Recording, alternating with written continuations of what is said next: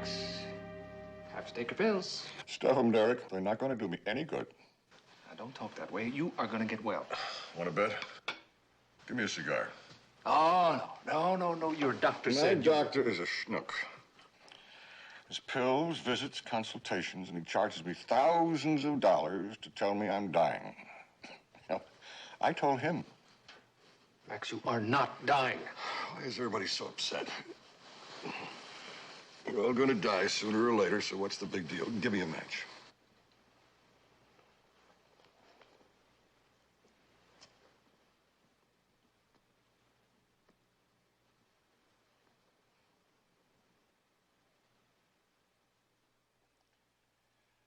I'm going to miss these.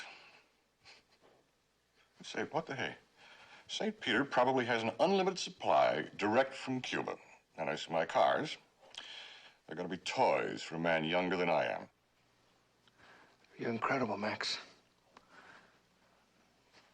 A lot of people are never going to forget you. And we're going to see that they don't, aren't we? Oh, yeah.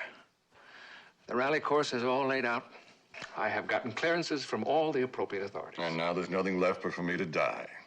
Oh, Max. All right. You keep forgetting how sensitive you are. You sure you want to go through with this? I mean, the idea of 5 couples rallying to win $2 million in antique cars. Why not? I want whoever gets them to really want them. And the guy that wants them most will do whatever he has to win them. Yeah, and that's just what I'm afraid of. Don't worry. You'll be there to see things go all right. And so will Stu McMillan.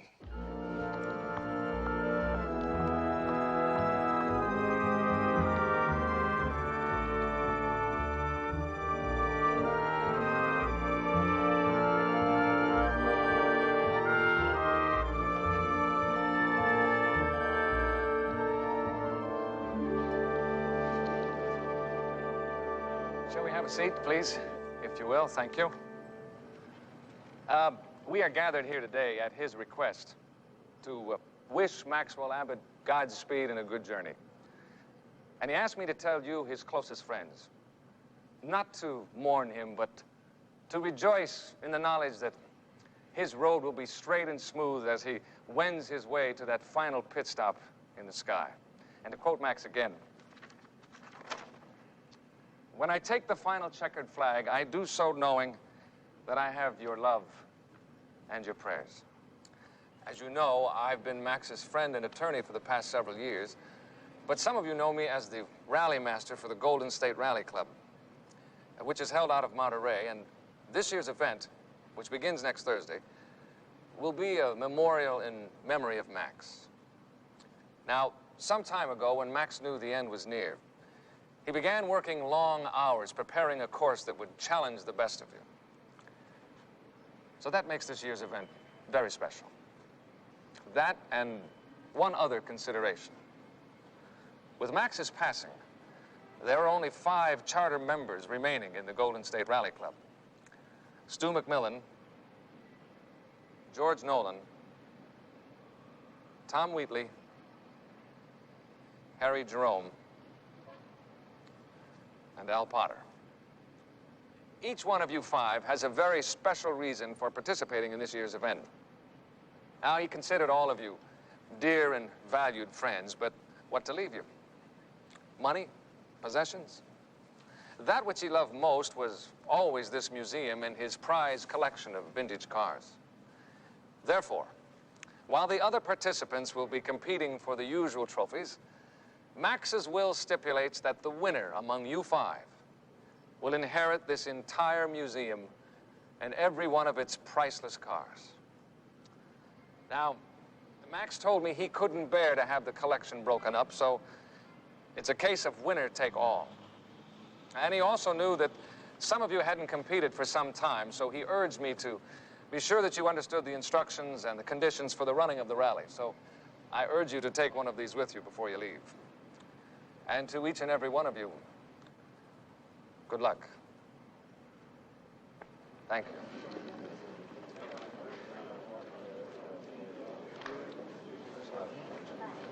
Well, that wasn't exactly your normal run-of-the-mill memorial service, was it? Maxwell Abbott isn't your normal run-of-the-mill tycoon either. I'm gonna miss the old guy. They sure broke the mold when they made him. Man, he designed some kind of rally. I don't know. It almost seems sacrilegious to be competing for these cars of his. Look at it. If he didn't want it, he wouldn't have put it in a will. It'd be almost sacrilegious not to compete. Besides, children, all these old cars must be worth a couple of $1 million. Ah, same old sentimental Harry. Don't give me that, baby. You'd like to get your hands on those cars as much as I would. Harry, we're here to bury Maxwell, not to appraise him. Yeah, besides, Harry, you need another couple million like a hole in the head. Isn't it in the will that the entire collection must remain intact? So, when I win it, I'll sell it intact.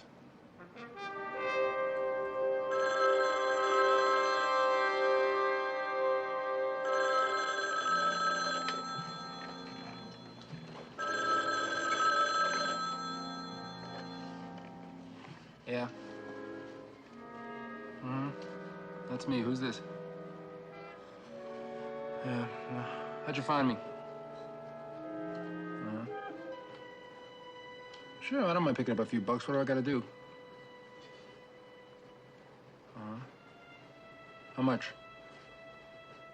No way. $600 minimum, and I'm gonna need a partner. Okay, $5. It's a deal. Well, shouldn't I know who you are? Okay, anything you say. Except I don't move until I got the dough. Yeah. I'll be looking for it in the mail.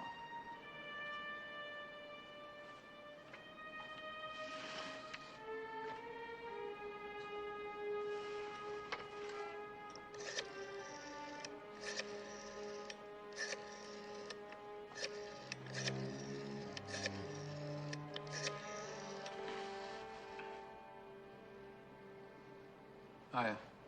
Yeah, it's me. Did I wake you? Want to do a job? Good. Got some guy called me. He wants us to mess around a couple of people. Yeah. He's paying $200. That's $100 a piece. Yeah, I told him that, but he said take it or leave it. And we needed dough, so I took it. Look, if you don't want to do it, I can get somebody else. Okay, that's better. Okay, get over here first thing in the morning. We'll map it all out. All right. Goodbye.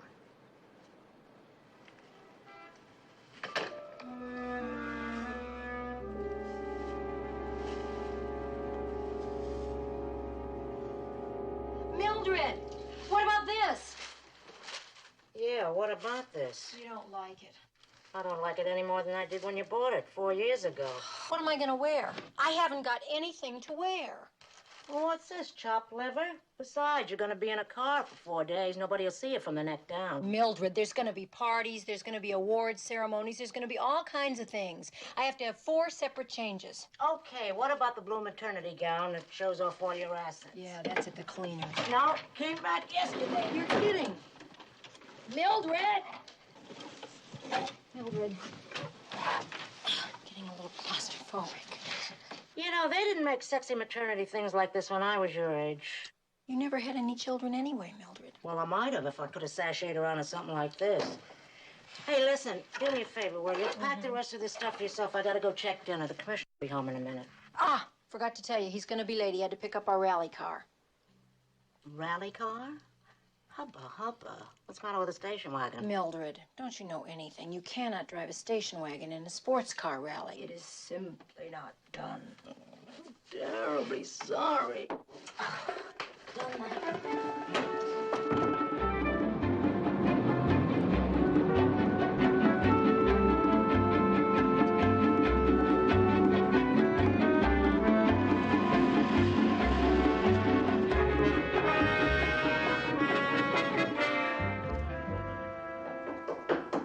Men.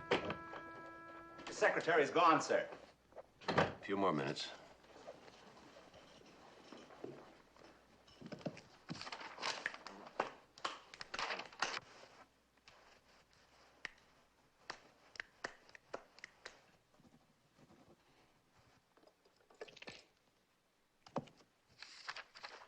Something the matter? You just broke the thermometer. Sir, I promised Sue that we'd pick her up at 6:15. Well, I've got to get these papers signed. I'm going to be gone 4 days. Oh, well, isn't there something there that I could help you with tomorrow? Afraid not. These all have to be signed by the commissioner. How many bullets you fire a week? I don't know, sir. 30, maybe 40. Mainly at target practice. You know that the price of bullets went up over 20% in the past year? Is that a fact, sir? If every man in the department fired 10 less bullets, that's 9,000 bullets. Let's see, that would be, well, over $1,600. Times 52 gets us to about $85,000 a year. That's more than I make in a month, sir. Well, I can tell you're not interested in my budgetary problems. Oh, well, sir, Why should you? I mean, it's the commissioner's responsibility, not yours. You know, it must be lonely at the top, sir.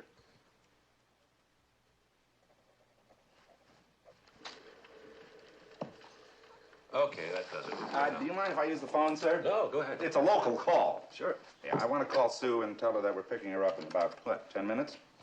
I appreciate you dropping me off, sir. Oh, don't mention it. I've told Sue so much about you that she's dying to meet... Hello, Sue.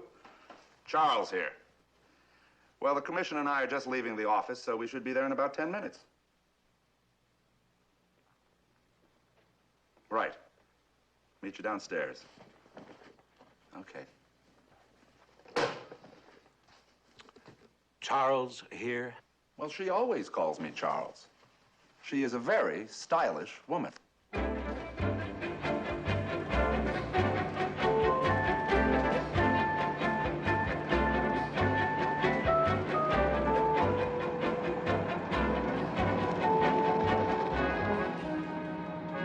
Thanks, Charlie.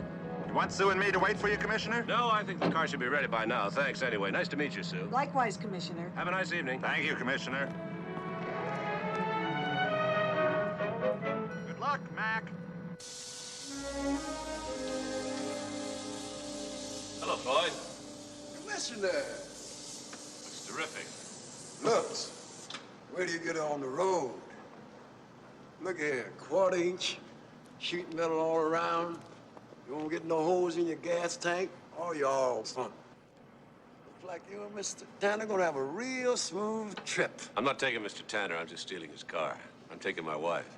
That's why I wanted you to work on it. Those roads are pretty rough in places. Rough? You don't know rough, Commissioner. Why, in the old days, me and my dad, Floyd Sr., we used to make these deliveries in the dead of night over roads you wouldn't want to walk down, let alone drive. Makes me dry just thinking about it. You want a beer, Commissioner? No, thank you. How much do I owe you? $128.90. I'll take the beer. Sure thing.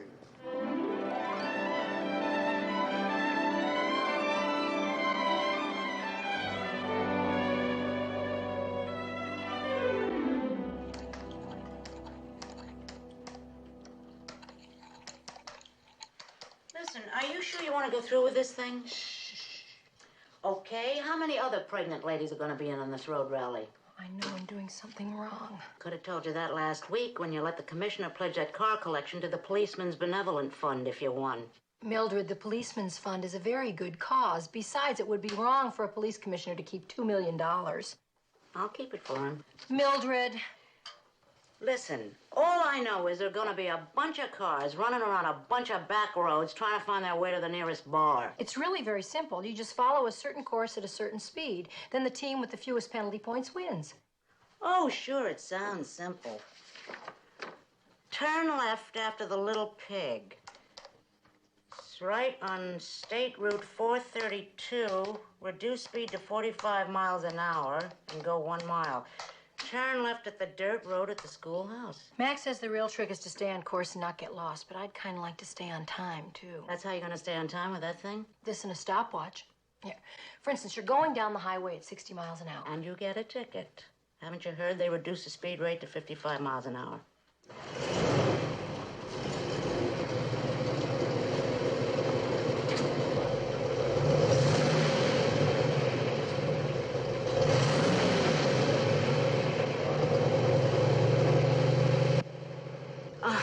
A.J. Foyt just entered the pit area downstairs. Oh, just need salt.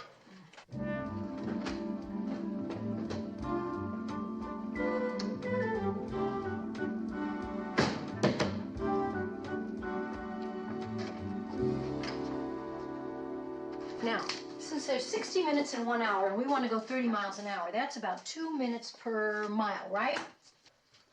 I don't think it's salt, it's oregano. What'd you do with the oregano? Now, what I'm going to do is I'm going to get Mac to go 1 mile and I'll time it with the watch. That way, if we do it in less than 2 minutes, I know he's going too fast. If he does it in more than 2 minutes, we're going too slow.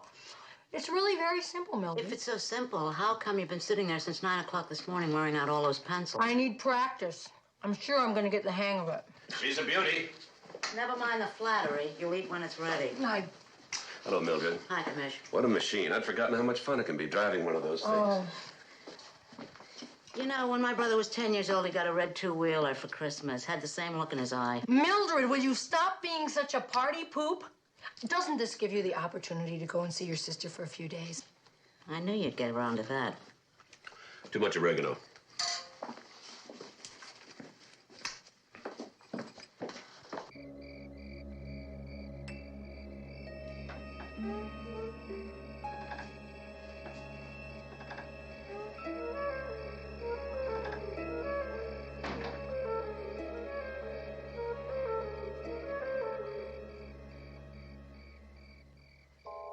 Harry Jerome. Until last week, I hadn't seen him in 12 years. Ever since he went to Hollywood. Dead-end roads don't count. Dirt roads do count. Dead-end roads don't count. You remember that terrible X-rated movie of his we saw last year? How can I forget? You made me sit through it twice. It only seemed like twice. He never did have much taste. Sure knows how to make a buck. Yes. Well, imagine how much alimony he's paying now. He's on his third wife. He can afford them, believe me. Mac, what do you suppose made Maxwell Abbott do it? Do what? Well, set up the whole rally so that winner takes all. Well, I've been thinking about that myself. You had to know Max. He lived for competition. He figured it brought the best out in everybody. Didn't it ever occur to him that competing for $2 million might bring out the worst? Obviously not. But I just can't believe any of us would go off the deep end over this thing. Oh, no. Didn't you hear them bickering at the memorial service? That's called gamesmanship. Oh. Don't forget the five of us rallied together for a lot of years. We used to be just about equal in ability. So you had to get an edge any way you could. I don't know, Mac. What's to know? You just get your charts straight and your watch wound and leave the rest to me. Speaking of competition, I think Mildred was right. You do have a funny look in your eyes.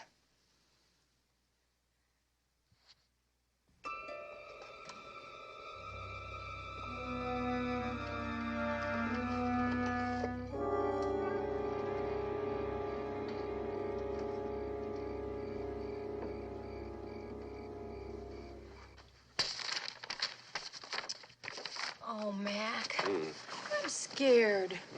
Well, you guys have been doing these things for years. I'm going to get out there and make a fool out of myself. Oh, not without help. I haven't been on one of these rallies for 9 years. Mac, what's confusing me is one-way streets. Why don't we talk about this in the morning? I'm serious. I'm trying to concentrate. So am I. Now, if it's a one-way against you, then you don't count it. But Sally. if it's a one-way in the direction that you're going, Sally. then you do count it. Unless it's a forced turn. Now, is that right? You've got to know if that's right. You've got to know what a forced turn is. I don't even know what a forced turn is.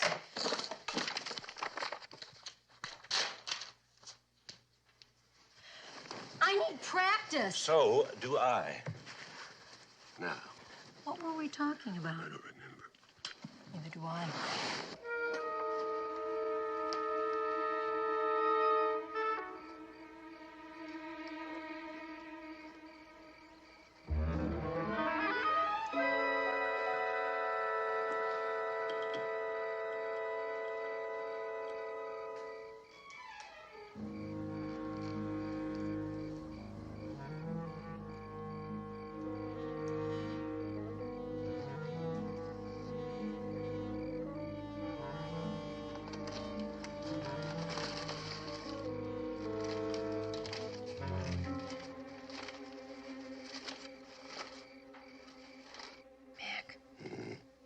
I think I hear something down in the garage. It's the cat. We don't have a cat. Oh. Well, I'll look later. Could you look now? If somebody's down there, Mildred will get him. That's Ned Tanner's car down there. If it were ever stolen, he'd never forgive you. All right, all right, all right. But if you're asleep when I get back, I'll never forgive you.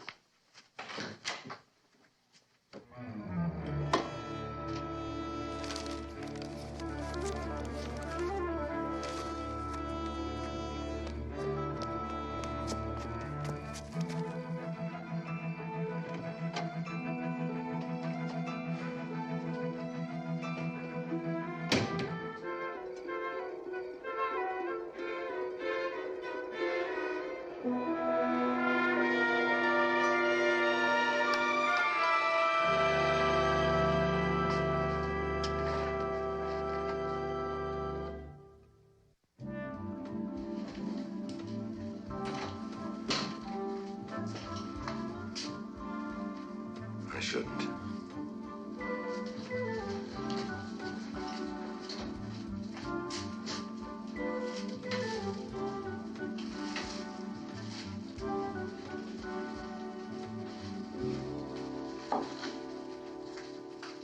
Freeze, Buster, I'll blow your head off. It's me.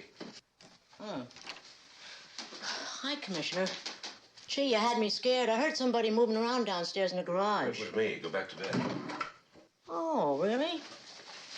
What were you doing? Tucking away your new little car for the night? Good night, Mildred. Well, that's easy for you to say. You could sleep through a war. But when I'm awakened, it's very hard to get back to sleep. Want a sandwich? I don't know. What do you got there? I don't know. I can't see it. Turn on the light. No. I don't want you to see me with my rollers in. That's very considerate of you. I tell you what. You make yourself a sandwich, and I'll go to my room. And then when I hear you leave, I'll come out, okay? Okay. Say, Mildred? Yeah? How can you possibly sleep with those things in your hair? Carefully, Commissioner. Very carefully.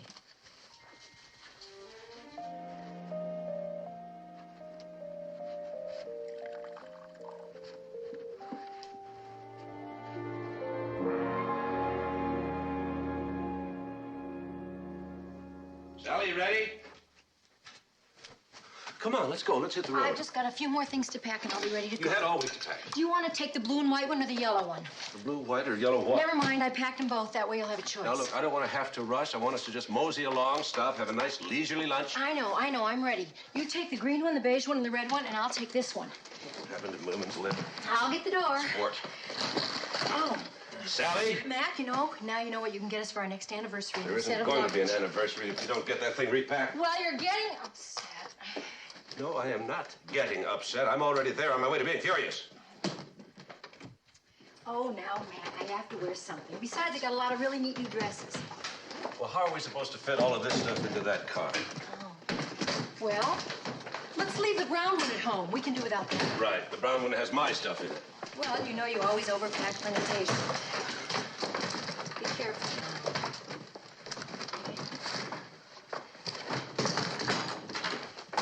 Oh, excuse me.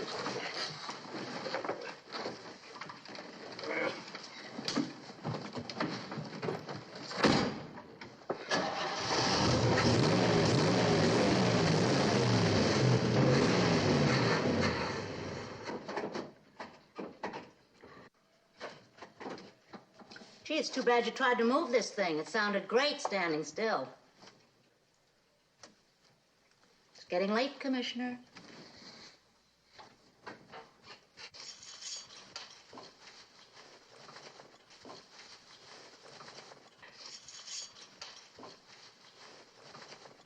If you're taking its temperature, forget it. I think it's dead. Commissioner, you've been fiddling, making a few adjustments. Never touched it. Beats me. Boy, I'm hot. Would you like a beer, Floyd? I love that, Commissioner. 128.90.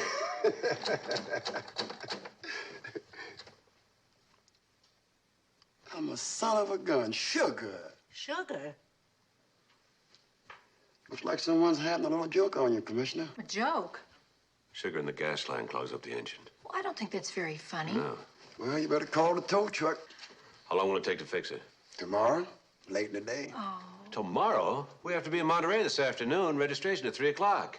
First car goes out tomorrow morning at 7:01. I'll call my sister. Wait a minute, Mildred. Wait a minute, Mac. Do we have to drive a sports car in the rally? Oh, Sally. Well, why couldn't we drive the station wagon? Station wagon in a sports car rally? Raising your voice. I am not raising my voice. Commissioner, what about your wife's OMG over there? Oh, that old thing. I doubt if it would make it. It's got a broken shock. All 4 tires are bald. It ain't pretty, but I could fix it up so to get you there and back home again. You can have it for $128.90.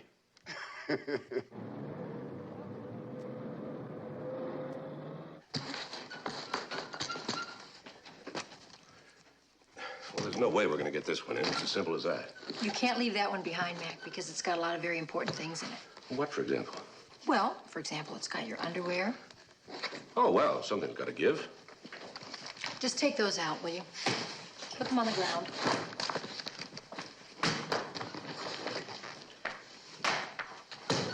Now, What are you going to do?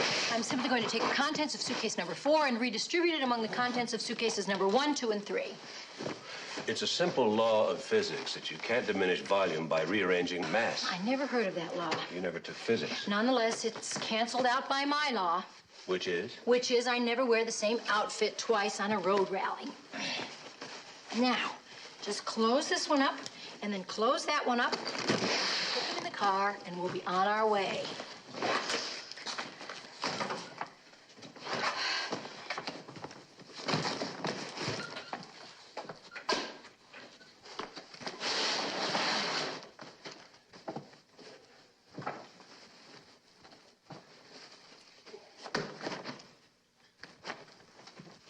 It won't close. You haven't even tried. You're going to have to sit on this one. I can't sit on that one. If I sit on it, the wind will ruin my hair. To close it. Oh.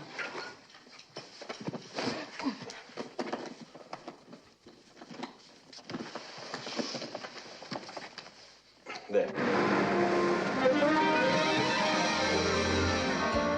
Mac, I thought you said that Floyd put in new shocks. He did. Right in the glove compartment. Ah. Are your legs okay? Oh, they're fine. They don't make them like this anymore. I can see why.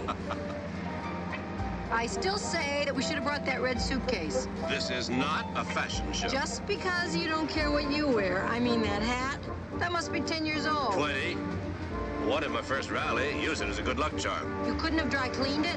I did. Oh.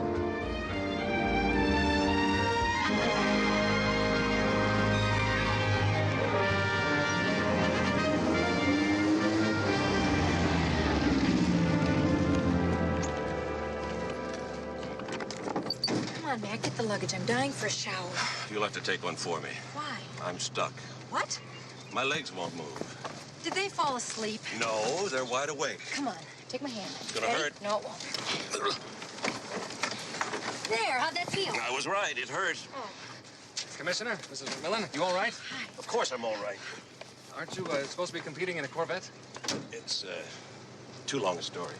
Everyone here? Oh, yeah, they wouldn't miss this one. A lot more at stake this time than the usual trophy. I know. Maybe too much. Do you know that somebody put sugar in our gas line of our Corvette? Oh, really? Uh-huh. Well, I think we can expect a little gamesmanship, but it won't be anything serious. I hope you're right. Oh, by the way, Louise and George Nolan are in 126, and I believe the message for you and Mrs. McMillan was, the party won't start till you come through the door. Hurry. Right. Never ignore a party in distress.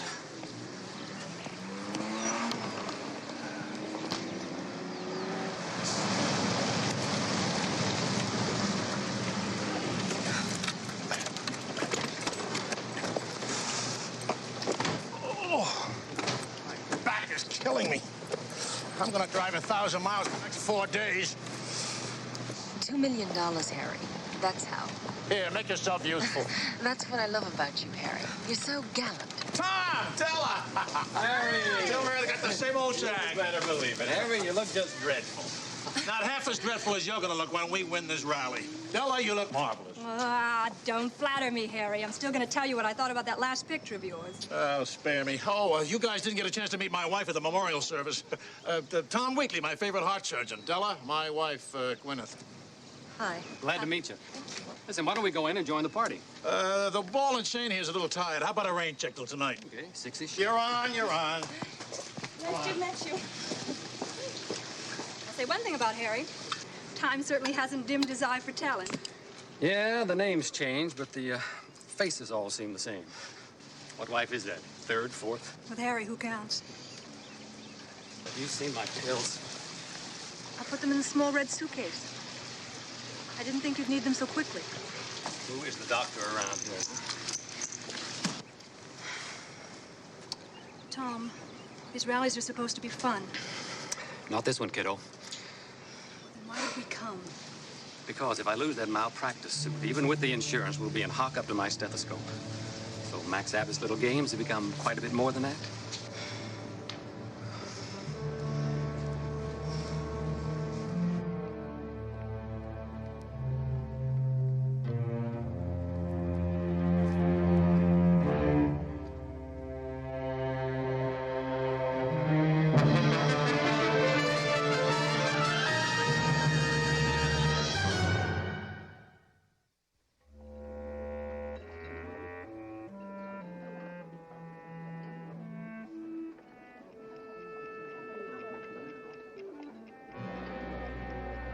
We were going to shoot in Marrakesh, but the guy in charge, some two-bit sultan, he's got his hand out. So I says to my unit manager, pay the $2. And he says to me, he doesn't want money. He wants Sandra D.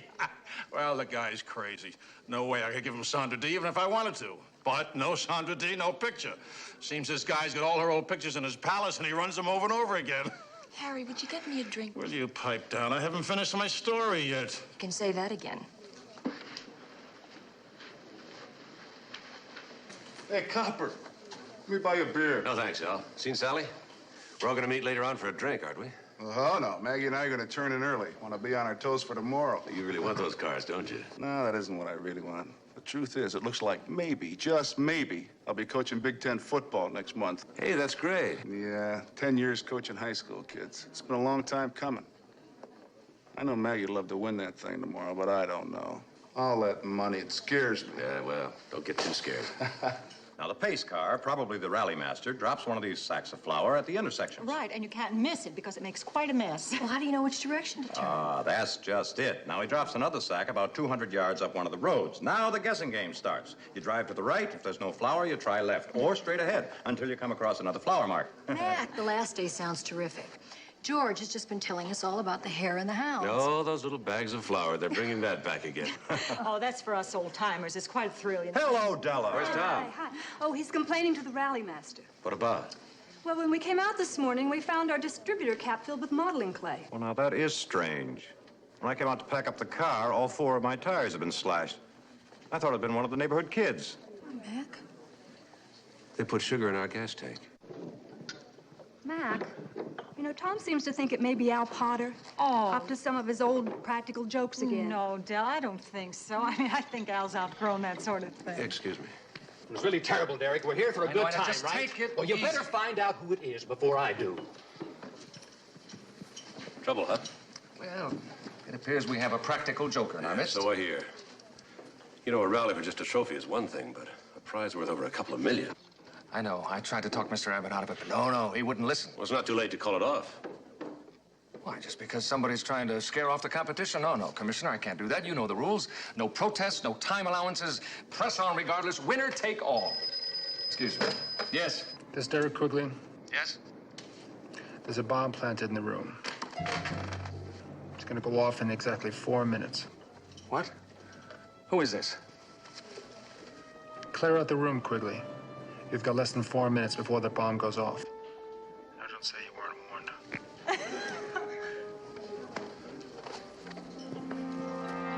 All right, everybody, the party's moving outside by the pool area. Champagne for everybody on the house. Let's go. Champagne, huh? Well, now that's more like it. Seems the club has acquired a little class in the past 20 years. What's going on, Mac?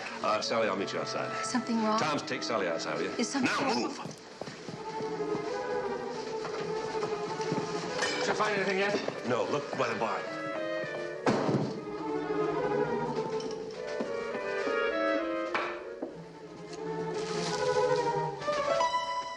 Here it is. What?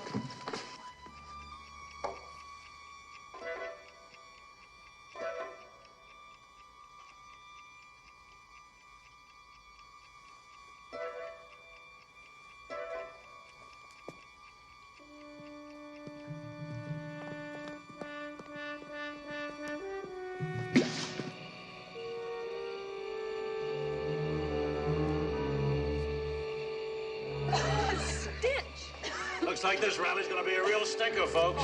Where's Al Potter? You think this was his work? Who else?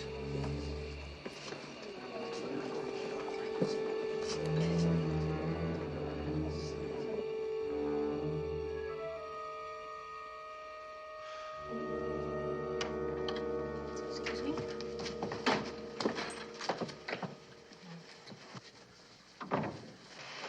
What are you doing? With all of these pranks, or whatever you would like to call them, going on, I just want to make sure that nobody planted a stink bomb in our room. You're really nervous, aren't you? You want to quit? Of course not. I'm sure it's all just a joke, right? Well, it might not have been a joke. You think so? I just don't know. I thought you said that this kind of thing used to go on all the time in car rallies. True. But there was never $2 million at stake. Well, I can't believe that whoever planted that bomb actually thought that he could scare people off. More to the point, it gets everybody nervous. They start thinking about their safety and upsets their concentration. In a car rally, that can be a critical edge. Is it possible that these pranks could be some sort of a cover-up for something more dangerous later on? Well, that's possible. Is there anything that you can do about it, Matt? Well, I'll talk to Derek, but I doubt if it would do any good. You're the commissioner. Why can't you just call the rally off? I don't have any jurisdiction here. And even if I could, it'd be a little premature. We're just gonna have to be on the ball and keep an eye on everyone. If you had to guess right now who was behind it, who would you say? Well, it would be difficult to guess. I've never been really close to any of them. With the exception of Al Potter, none of them actually need the money. Who doesn't need $2 million? That's interesting. What? The question, who doesn't need $2 million? Because if you turn it around, the question becomes, who does need $2 million? Well, that's easy. Everybody. No. Everybody wants $2 million. There's a great deal of difference between wanting it and needing it. Why don't you nose around a little bit? Talk to the wives, see what you can find out. If we can find somebody who actually needs the money, we might find our culprit.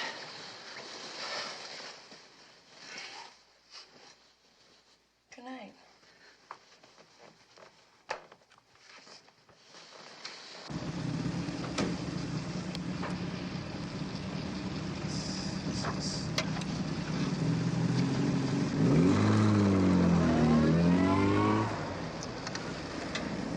Mileage 00? 0 mileage. Left out of parking lot at 7 o'clock, plus car number and minutes. Now take 30 minutes to reach instruction 19. Okay, all set to go. The gremlins don't give us any more trouble, Dirk. Oh, I think all that business is out of the way. I sure If you hope want a time check, we're coming up on 30 seconds. 30 seconds, okay.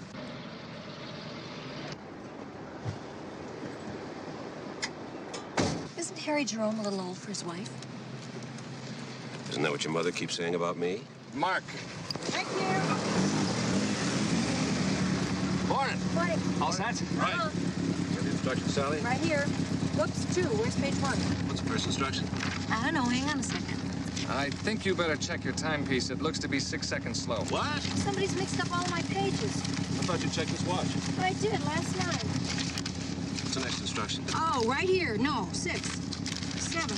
Wait a minute. Hang on there. You better zero your mileage counter. Oh, yeah. Let me see that watch. Out in 5 seconds. Well, I got it. Page 1. Left out of the parking lot onto State Route 321. You're off. What'd you say, man? Right. Don't say right when you mean left. I didn't say right. I said left. Say correct. Mac, how can I say correct when you were going the wrong way? How am I doing? Well, I think you're a little fast. How fast? Maybe 5 seconds. Have you seen that wishing well yet? Nope. I wonder who it was. Who what was? Whoever was on the phone last night. Mac, you're supposed to be looking for a wishing well. Oh, that was it. What? The wishing well. Which way? I didn't see it. Nevertheless. Which way? Bear right after the wishing well. Right. Just like this. Next. Right after a sign that reads swimming club. You see it? No, Mac, it's all happening too fast. You're doing just great. Keep your eyes peeled.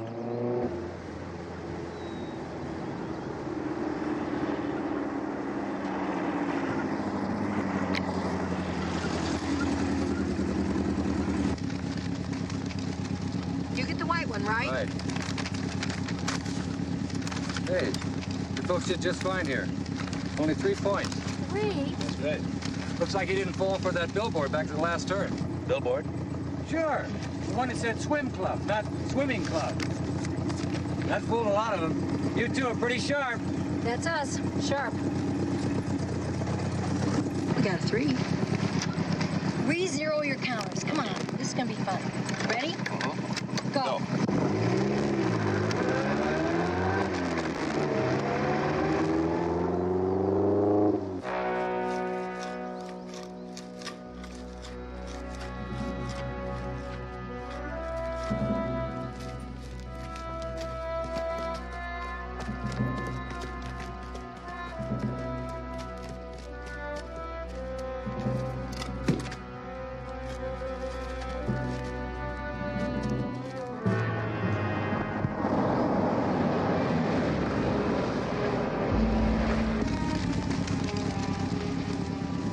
Construction to the right. Continue straight ahead. Got it.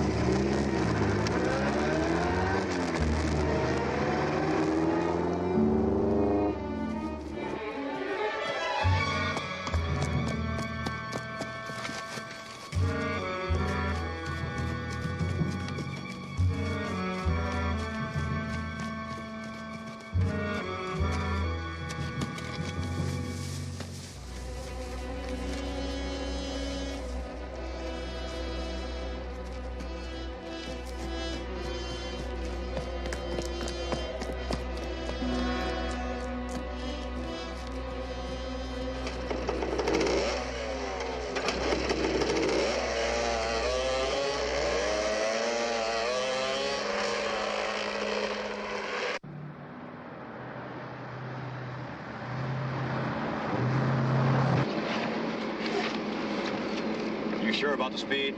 41 miles per hour. That seems pretty fast for a road like this. Maybe it opens up down here. Yeah. Oh, you're down about 20 seconds.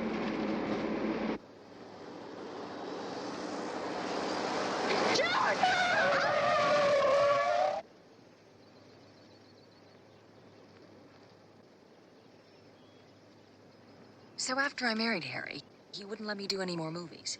So that's why I'm divorcing him. I thought I read that somewhere. I mean, this man works 18 hours a day, so fine. But I need a life of my own, too. Do you know what I mean? If you filed suit for a divorce, why did you come out on this Oh, rally come on, with look, him? I know Harry, and he's going to try to soft-soap me out of a divorce. But he bought this car especially for the rally.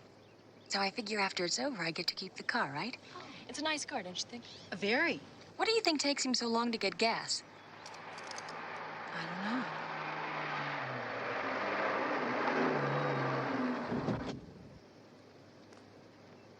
Max, what is going on around here? What's the matter, George? Construction 54. They moved the sign on me. Well, it was okay for us. Yes, that's just the point. After we went up the road, they moved the sign back. Oh, come on, George. I know what I'm talking about, Al, and damn it, we could have been killed.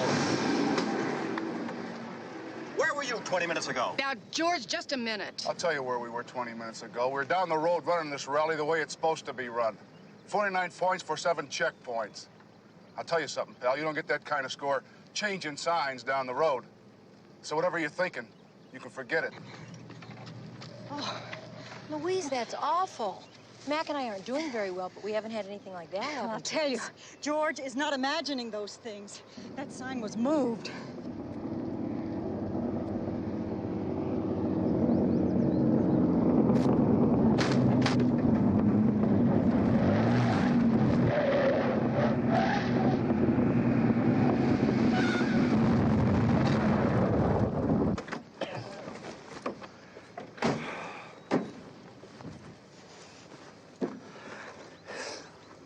Who was the last one to get here? We did a couple of minutes ago. How'd you miss them, George? Miss what? Spikes and nails all across the road up there. I don't know what you're talking about. You're down, huh? It's a damn good thing I know how to drive, or I'd be halfway down that cliff by now. I'm getting tired of this, Mac. Somebody around here must want those cars pretty bad.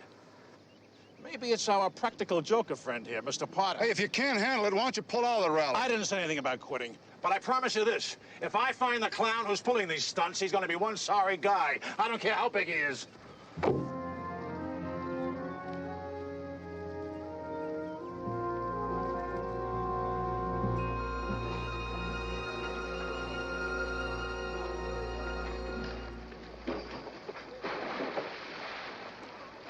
Of course I know what's going on, and I'd love nothing better than to catch whoever's behind Someone it. might get killed if you don't call off this rally. Mac, there are only 5 people competing for Max's collection, but none of the other people have had any problems at all.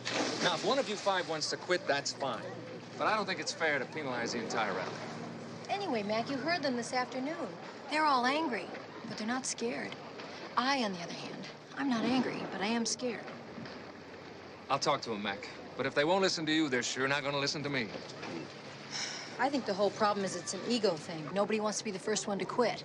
Why don't we withdraw? Maybe the other ones will, too. There's too much money at stake. And if they're going to go on, we better go on, too. At least we can stop it from getting worse, maybe. How? You can't be everywhere at once.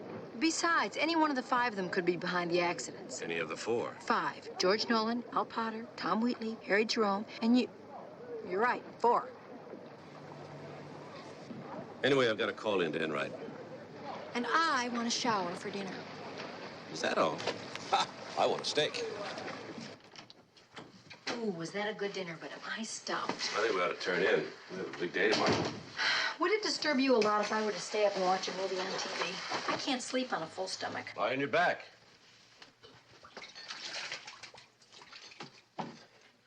Sally, where are the towels? Oh, they're in the suitcase. What are they doing in the suitcase? Well, we needed some at home, so I just thought I'd...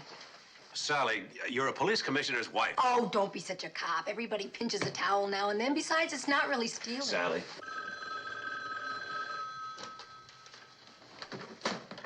Hello? Yes, this is E. What? I see. All right, thank you. Sally? Where's your wallet? In the wastebasket under some tissues. What's it doing in the wastebasket? Well, that's where I always put it. That way, if anybody breaks in, they won't steal it.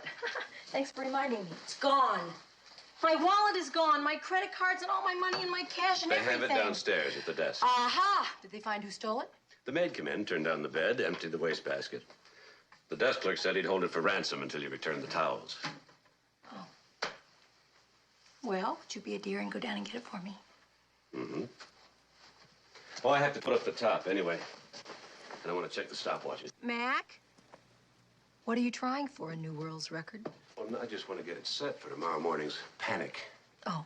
Unless you want to make it a challenge. You're the one that wanted to go to bed early. You know I can never sleep on a full stomach.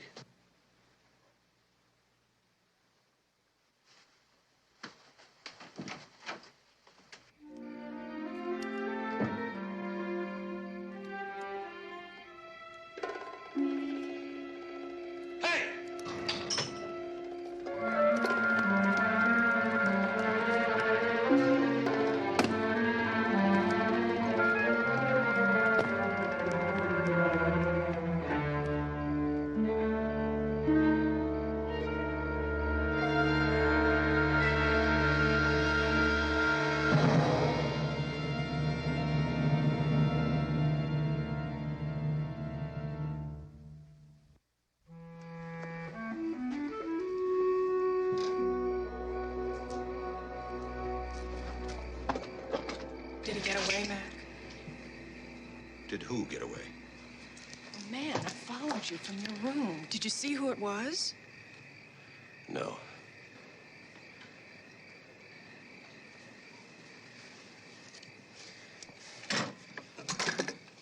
Nice, isn't it? What was meant to be a rally turned out to be a demolition derby. Plastic explosives. Is it your husband, Maggie?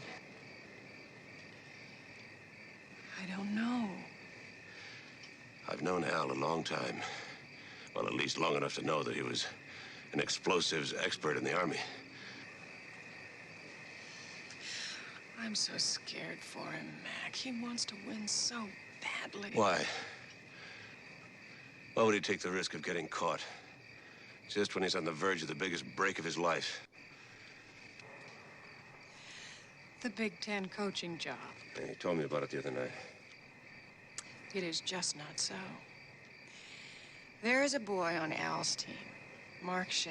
Now, Al's kind of been bringing him along, and the kid is just terrific. 20 colleges must be after him. But Al has got himself believing that Mark won't go anyplace unless Al goes with him. Mac, he is a high school football coach, and that is all he will ever be. What's wrong with that? Well, as far as I'm concerned, nothing. I've told him I love him, whatever. But I'm terrified he's going to do something desperate to prove himself in front of all of you. Peggy? What's going on? Oh, Mac and I were just talking. Talking about what? Take a look, Al. Somebody left me a nice little present. Meaning me, right, Mac? Look, I know what everyone's thinking. 5 of us competing for Mac Abbott's museum. Big-time lawyer, famous heart surgeon, Hollywood motion picture producer, you, and then there's me. Al Potter, high school football coach. Nobody's accusing. Well, you don't have to. Sure, I'd like to win those cars tomorrow. Who wouldn't? But like I told you, that's not what I really want. I get a chance to be a big-time football coach. Oh, Al, please. Besides, if I was going to sabotage someone's car, it sure wouldn't be yours. Out of the 5 of us, you and Sally are dead last. I don't mind last, but I do mind dead. Well, I didn't do it, Mac. You gotta believe that.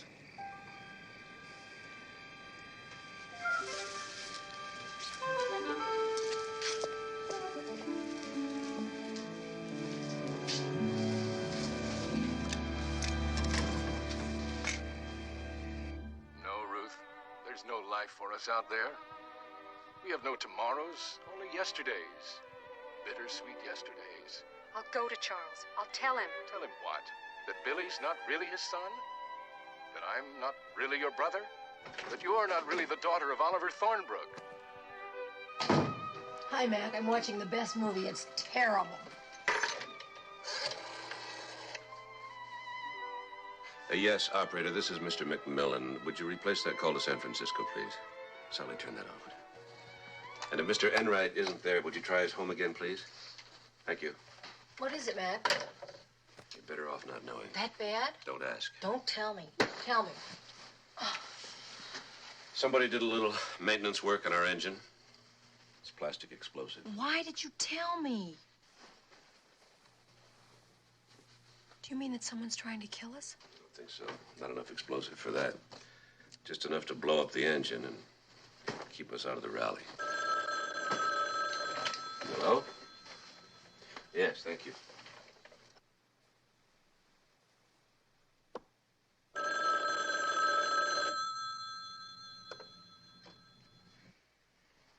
Charlie? Commissioner? I've been trying to get a hold of you for a couple of hours. You don't sound very awake. I just got off. 22 hours straight. With Sue? She seems like such a delicate girl. 22 hours straight duty, sir. Oh. Well, you're back on. I want you to come down to the Seven Palms Inn in Monteverde.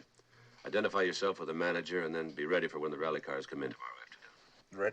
Ready for what, sir? Well, I'm not sure, but I want you undercover. This rally's gotten out of hand. There's been a few accidents, so I want you to hang around, keep your eyes and ears open, and see what you can find out. And don't let anybody know you're a cop. Right, sir.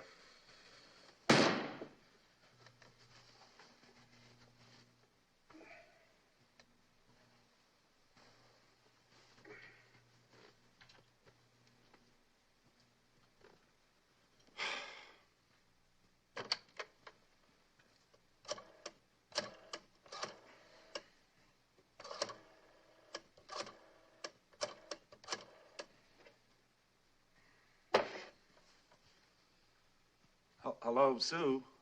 Charles here. I know it's late, but I wouldn't call you unless it was very, very important. Listen, Sue, I have to break our date tomorrow night. No, it can't be helped. You see, the Mac wants me to join him on the rally immediately. Well, I can't tell you exactly what it's about, but I can tell you that it's undercover. Well, I know, my dearest. I feel exactly the same way. Well, I told you the life wasn't easy. You know, it's like being a doctor. You're on call 24 hours a day. Yeah. Well, the only difference is that we make house calls. No, I don't know how long it's going to be or how long I'll be gone, but, well, I'll be thinking about you the entire time. Well, sure, I'll call you from up there.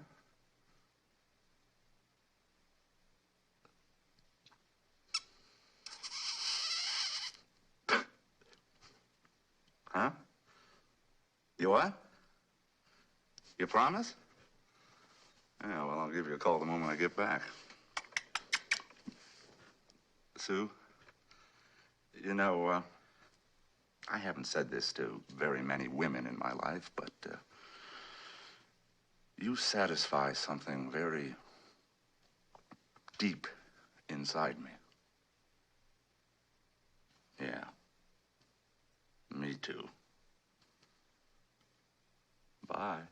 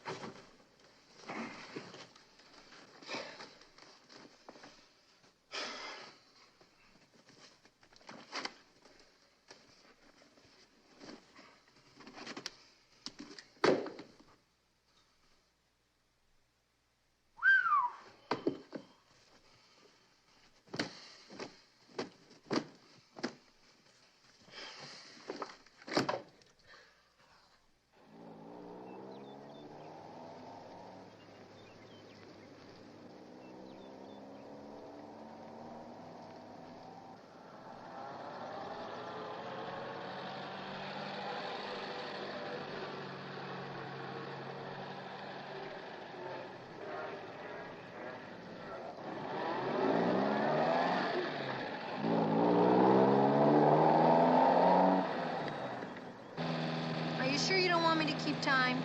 No, let's just stay on course and watch.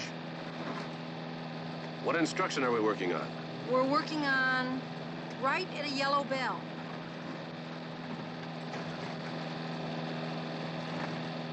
Isn't that the Wheatleys up there? And right on time, I'd say. What's the speed? 31 miles an hour. Right. I mean, correct. Ha ha ha.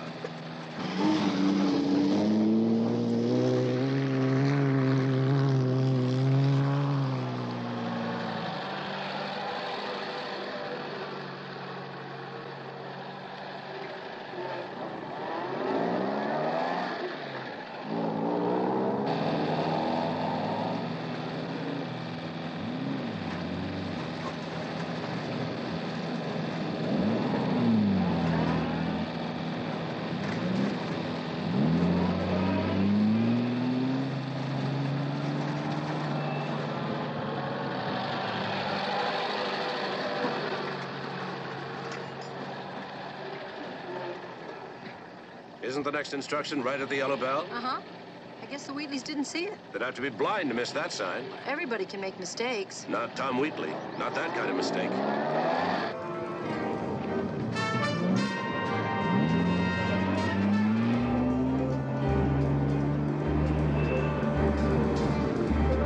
Be careful, Tom. What is it we're looking for again? Left at a schoolhouse? I didn't see it.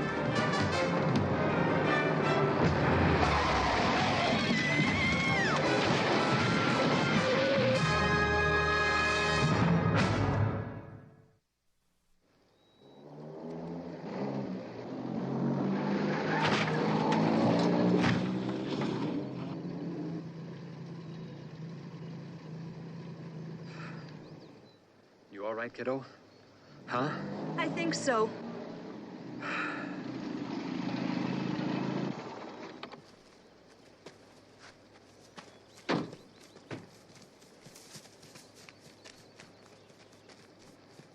What happened? Just our luck. In first place by 300 points, and now this. Luck had nothing to do with it.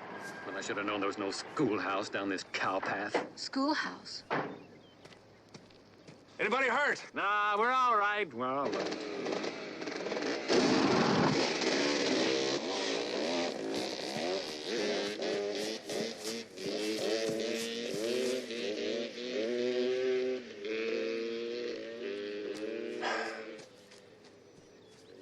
Did you see who it was, Mac? No, just the back of their helmets. Well, take a look at this. This is the Wheatley's instruction sheet. Something's missing. They're right at the yellow bell. Somebody's been doctoring these instructions. Do you think that somebody could have paid those motorcyclists to sabotage the rally? Could be. Mac, I was talking to Della Wheatley, and she told me to promise not to breathe a word of this. But it seems that she and Tom are in serious financial trouble. You just did. What? Breathed a word of it. Oh, just to you. Well. Anyway, about 3 weeks ago, Tom was operating on this man. Tom had been up for about 40 hours straight, and he was dropping a lot of pills to stay awake. Della says he's been doing a lot of that lately. He lost him? The man would have died anyway. Everybody knew that. It's just in this case, the patient's brother went wild. Lawsuit? Millions. Even with the insurance, if Tom loses, it could wipe them out. Which gives him extra incentive to win the rally. That's what I thought. Except for one thing. Why would the front runner sabotage his own car? They're in luck. We'll get him out easily. It's nothing too serious. Look, Derek, this rally's gone far enough. Commissioner, we've been the through all Wheatleys this. could have been killed. My hands are tied. I've spoken to all of them separately. None of them will quit. And after all, it's their choice. All right. Let's have a committee car follow each one of the 5 cars tomorrow. I think we can handle that. Maybe about a quarter of a mile back, just in case. Right. And let's keep the 5 cars separated tonight. Put a watch on them. I may know someone who can help us out. All right.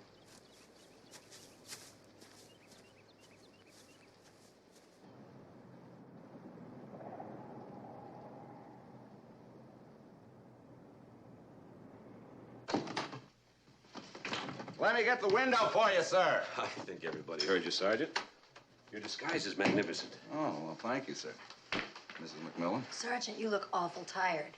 Yeah, well, I am a little bit. Do you mind if I sit down, sir? No, go ahead. I mean, I've been toting bags ever since 2 o'clock, and frankly, I have had it. I only made about $4. It's a pretty tough way to make a living. Were you able to find anything out? Not much. Oh, there's an awful lot of griping going on. You know, the sort of thing that you told me about on the telephone.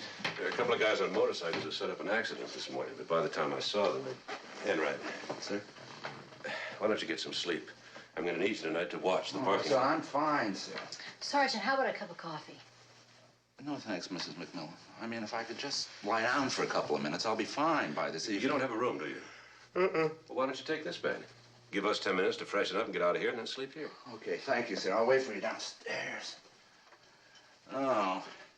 Don't worry about this evening, sir. I mean, I'll be fine after a couple hours sleep. I'll watch the parking lot like a hawk.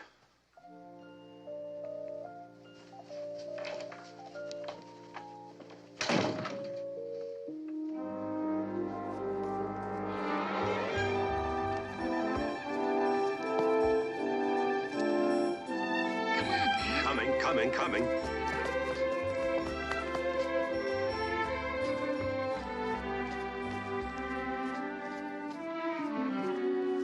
Enright?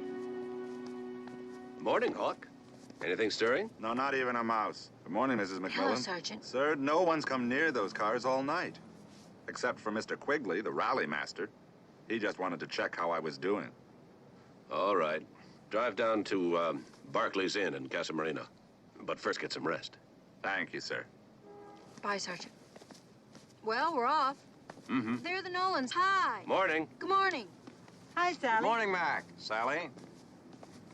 Well, cars are still here.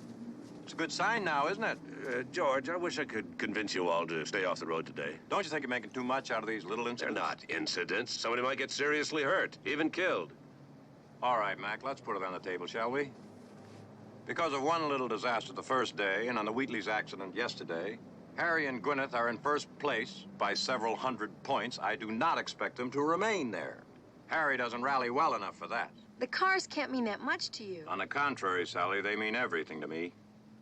I've been subpoenaed to testify against a senior partner in my law firm. I become what is known as a pariah in legal circles. The fact remains that I haven't had a case in 6 months. My savings are gone. I'm in imminent danger of losing everything. But if I can win this race... Is it worth risking your life? Oh, Mac, I can handle myself. I have every intention of finishing this race and winning it. And nobody is going to stop me. Well, now, if you will excuse us, I believe we're due up on the line. Bye, Mac. Bye, Louise.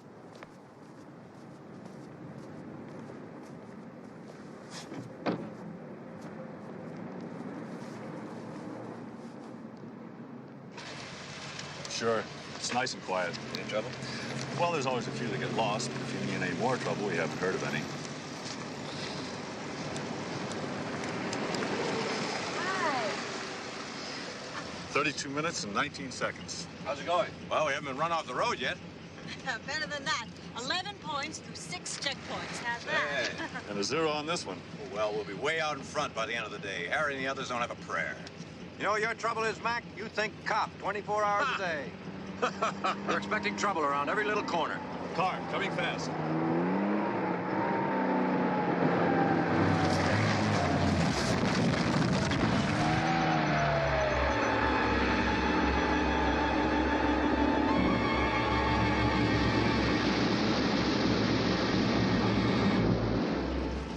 Mac, I'll call an ambulance.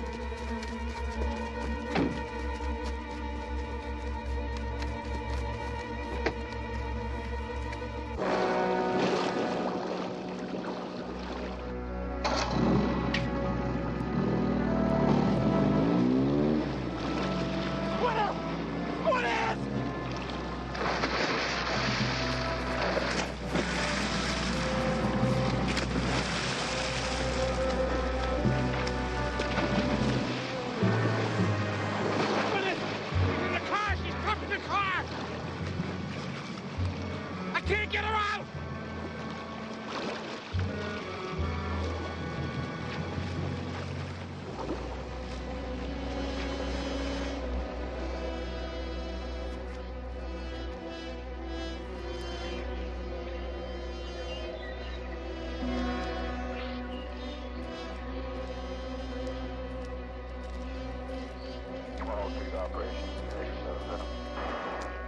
Well, had to happen, I guess. All these fool people racing around the county.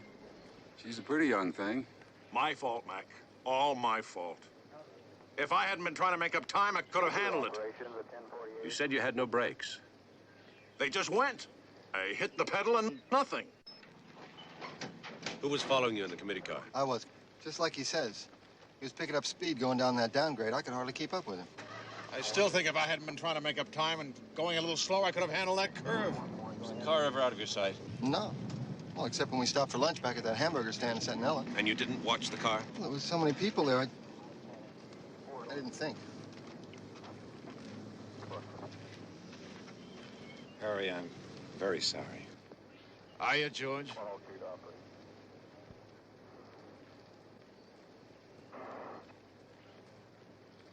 I don't understand it, Sally. We had these cars under surveillance last night, today, now this. Well, they wouldn't listen to you, Mac. You did everything you could to try and stop them. Yeah. Sheriff, these people are staying overnight down there at Barclays. Barclays, huh?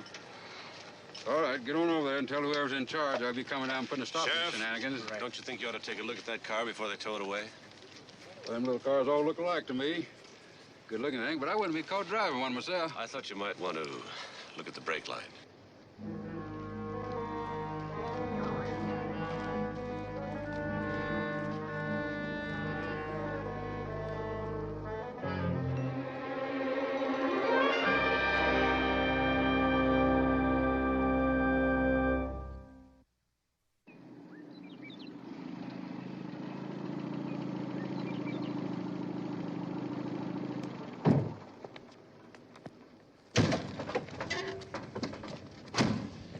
Sally, why don't you go on in and keep your ears open? You might pick up something. What are you going to do?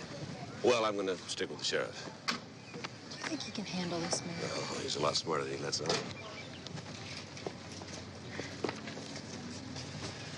Hey, Sheriff. I think we got that fellow that's been causing all the accidents. Where is he? He's in the manager's office. I guess spotted him.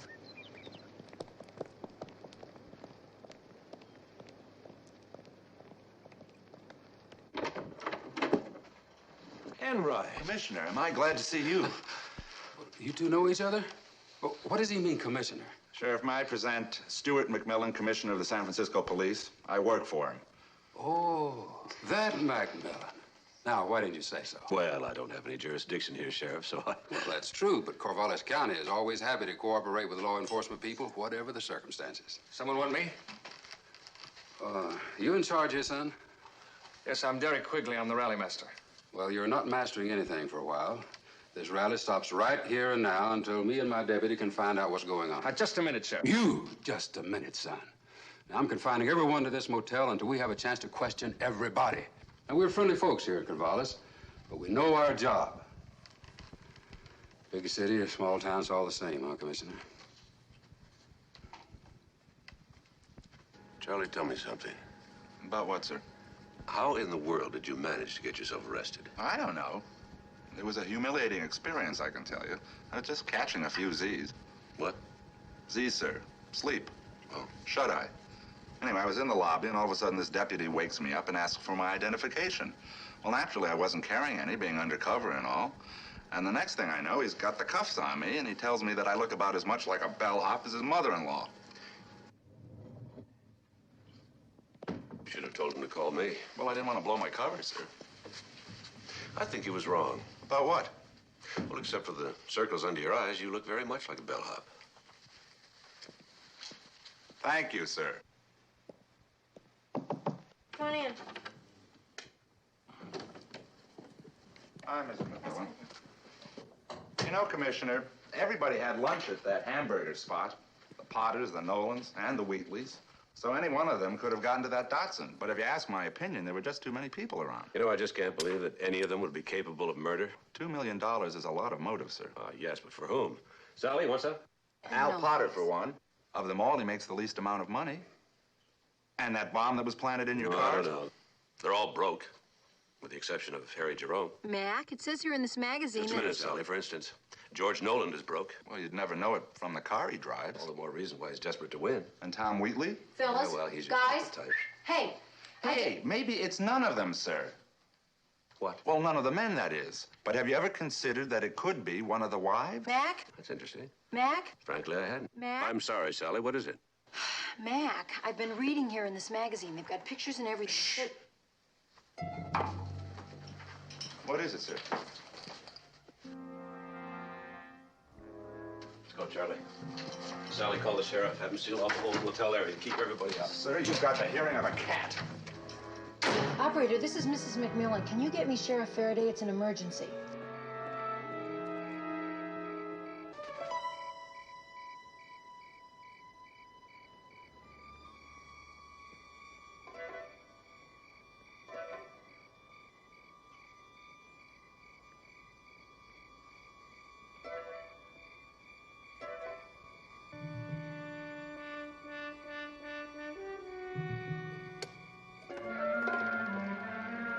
Hold it. Split. And right, over here. All right, that's far enough.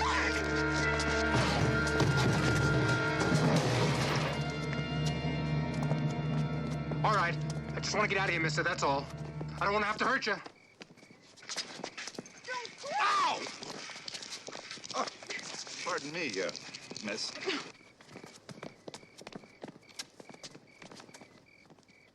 Come on now. I just want to get out of here.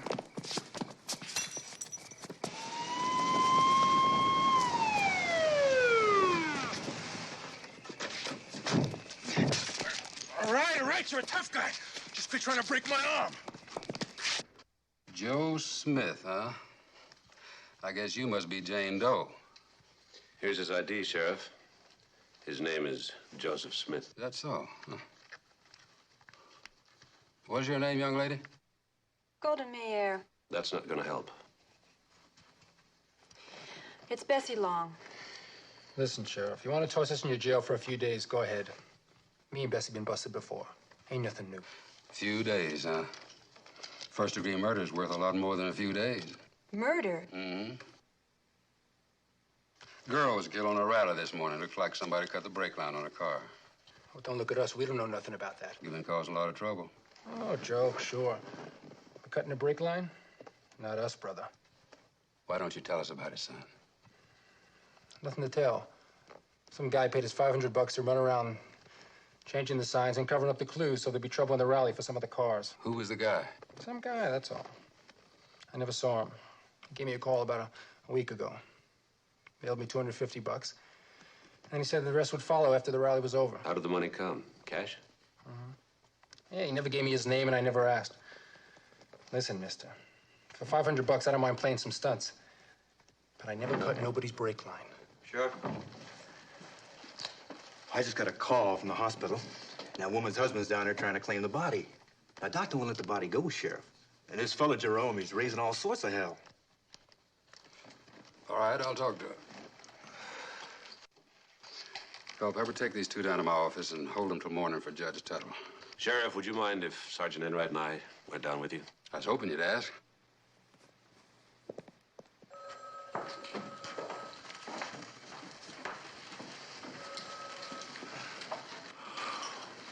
Mac, am I glad to see you.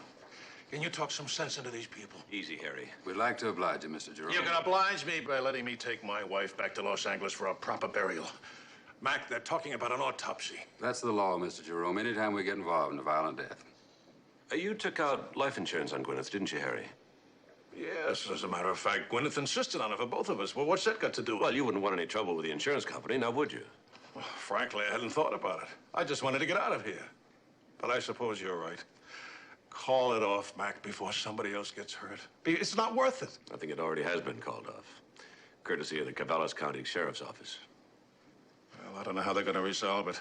About Max's collection, I mean. But for the record, count me out.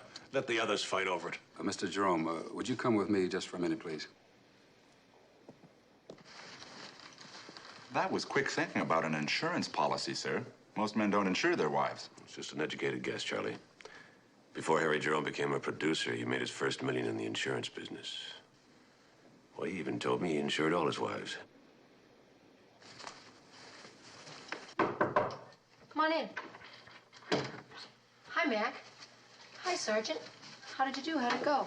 Well, we caught the cyclists, and they denied having anything to do with Gwyneth's death. What are you reading? This? Movie Town Confidential, of course. Well, it gladdens my heart to know that you're forever trying to improve your mind. Don't be such a snob. There's a wealth of information for the discerning reader. Like what, for example? For example, the last time I was at the beauty parlor, I skimmed it and something stuck in my mind. So I went downstairs to the Motel Beauty Parlor, which is right off the lobby, and guess what? They had the very same magazine. Do you know that every beauty parlor that I have ever been in carries the same magazines? Doesn't say very much for the habitués of beauty parlors, does it? Well, it doesn't. Listen to this. Well, Gwyneth O'Gara fans, it's official. After 3 years of on-again, off-again marital bliss with thrice-divorced producer Harry Jerome, Gwyneth will officially become Jerome's fourth ex-wife sometime next July. Welcome back, Gwen. We've missed you. They knew they were getting a divorce. Will you wait a minute? I'm coming to the best part. Now I lost my place. Incidentally, Gwen's not quite the dumb bunny she's made to play on the screen. And the proof is in the property settlement, which she engineered before saying I do. Up again, down again, Jerome may find his precarious financial empire, crumbling at his feet if Gwen holds him to the letter of his agreement. Mrs. McMillan, Harry Jerome's got so much money, he doesn't know how to spend it all. Haven't you read about those parties on his yacht? That's just the point, Sergeant. No matter how much he has, the way he spends it, there's got to be a bottom to that well someplace. You think that he hired those two kids? Well, if he really was broke. He has to make sure that he wins Max Abbott's collection. Well, why would he sabotage his own car? I mean, he was ahead. He stood to win $2 million. You're too logical, Sergeant. Charlie, do you remember that case where the rich old lady's doctor caught the butler trying to steal $1 million necklace? Yes, sir. I think so. He shot and killed the butler trying to escape, didn't he? Mm-hmm. Look, I want you to go down to L.A. now. I might fall asleep at the wheel, sir. Well, take a bus. This bus is running all night long. I want you to check on a company. Net worth, cash on hand, assets. Maybe you can get some sleep on that bus, Sergeant. I'll drive you down to the terminal. I'll pack my bags and meet you in the lobby. Fine. What is it, Mac? Something bothers me. What? You know that case I was talking about? The case about the jewels? The murdered butler? Mm-hmm. Well, it turned out that the butler didn't want the jewels after all. The doctor just made it look that way so that he could kill the butler and then use the jewel robbery as a diversion. Are you saying that these accidents could be just a diversion? That the real intent was to murder Gwyneth all along? Well, maybe.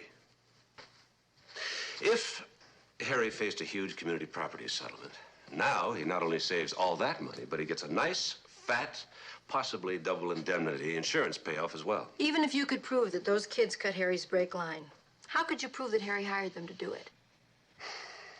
I'm guessing. I just don't think those two kids did it. Who did it?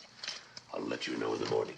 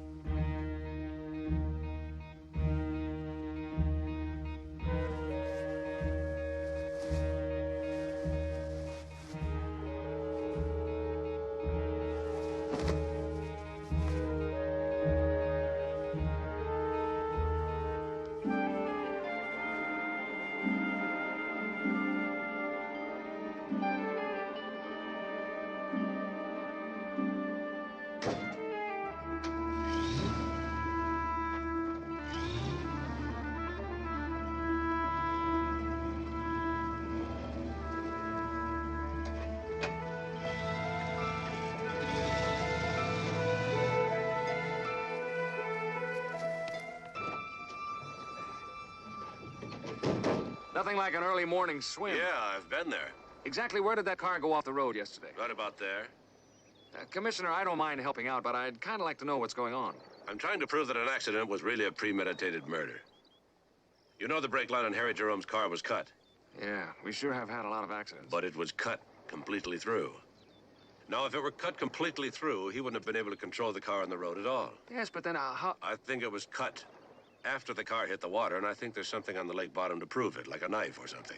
But the only ones out there were you and Mr. Nolan. And Harry. He kept diving to save Gwyneth. I don't believe that. He was diving down to cut the line. Anyway, I'm going to find out.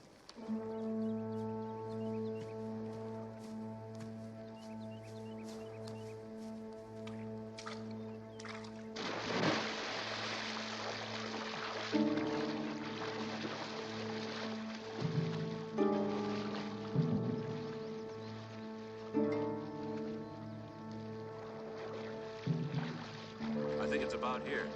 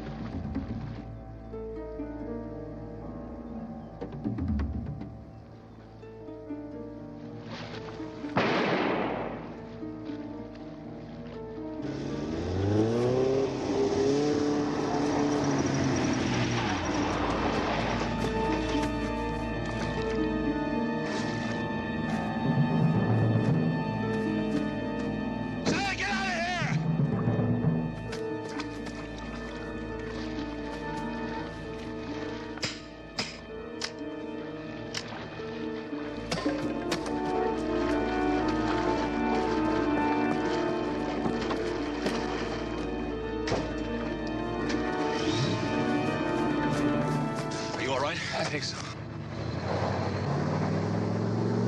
Call the sheriff. Right, get an APB out on that truck.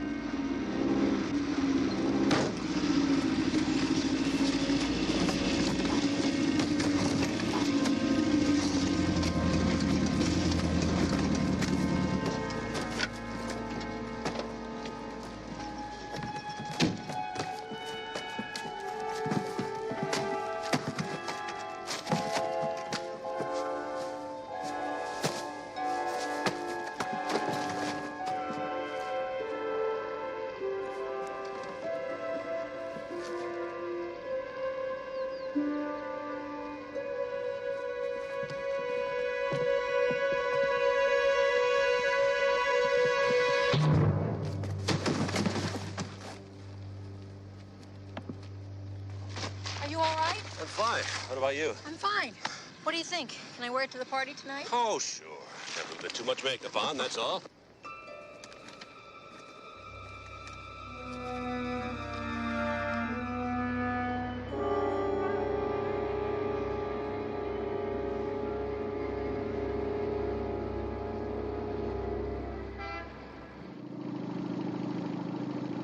Home at last. Good to be back. You know, I'm going to cherish this trophy for as long as I live. I never had a trophy like this before. Is it possible that these suitcases are heavier than when we left? How much heavier could they be? Washcloths and towels don't weigh very much. You're a kleptomaniac. You know what I love? I love those little soft things that you wear over your hand and polish your shoes with. I got a lot of those. I got about 10. It's locked. Don't you have a key? Oh. I don't know. I have a sneaking suspicion that I left my key in the house. Well, here, it's on my right front pocket. Okay. Where are your keys? In the ignition. Cross your fingers. Well, neither of those work. I don't understand. It's always open. Well, Mildred always locks it when she takes a shower. Well, then knock on the door. Well, she's not going to hear you if she's got the water running. Then you walk around to the front door, let yourself in, walk through the house, and open that door. Good idea. And if Mildred is in the shower, let her know we're here. She has a habit of walking around naked when we're not there. How would you know that? Well, I walked in on her once. What happened? What happened? Well, she screamed and wrapped herself in paper towels. Poor Mildred.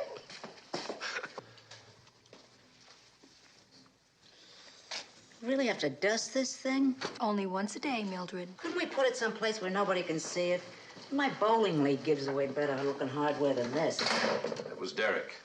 Just had a meeting with George, Al, and Tom. They decided to keep the collection intact and donate it to the city. That's terrific, Mac. Mildred, be careful of that trophy. We worked very hard to get that. Yeah, and it costs a lot of money, too. What with car repairs, food bills, gas, hotel. It's not the money, Mildred. 20th Annual Golden State Rally.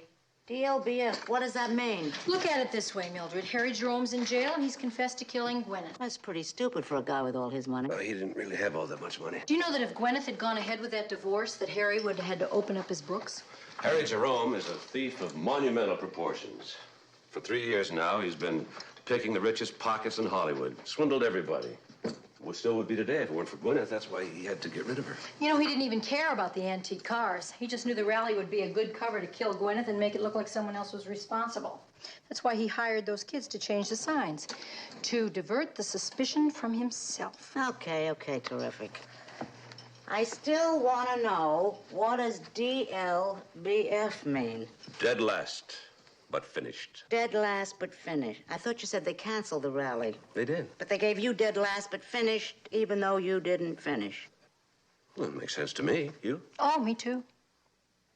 Now, I know all those rally people are crazy.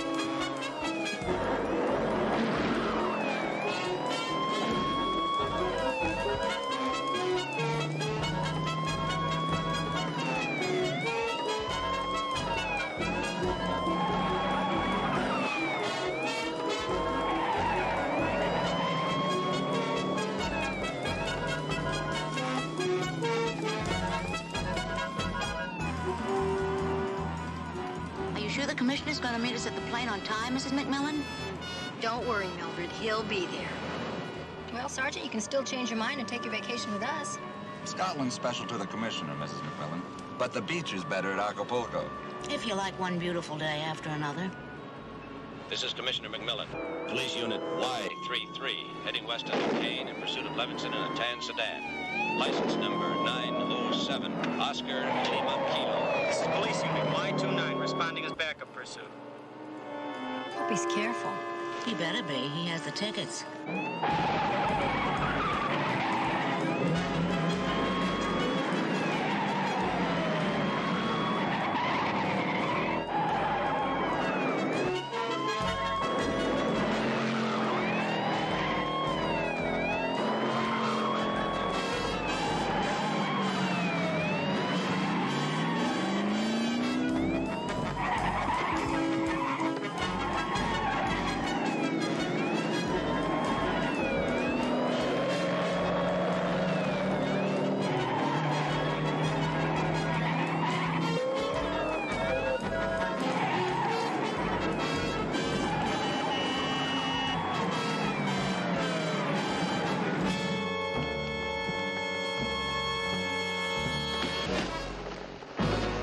Book him. I have to be at the airport in 15 minutes.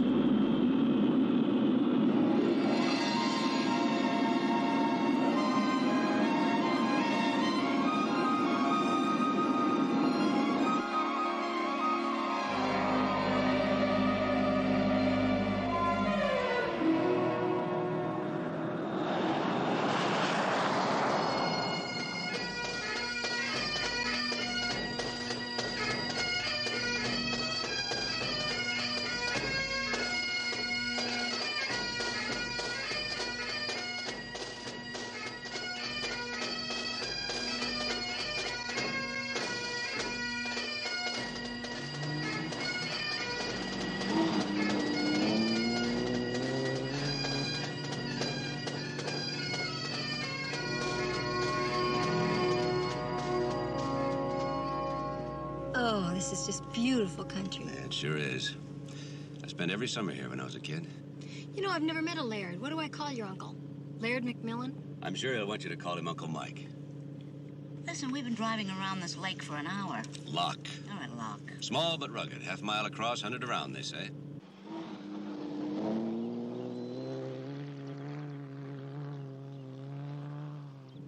What are they looking for?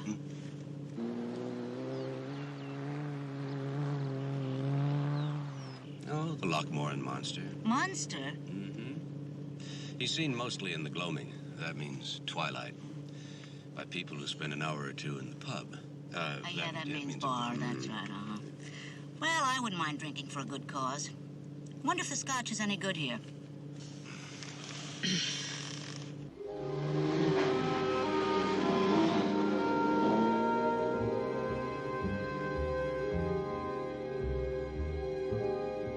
Ah, here we are.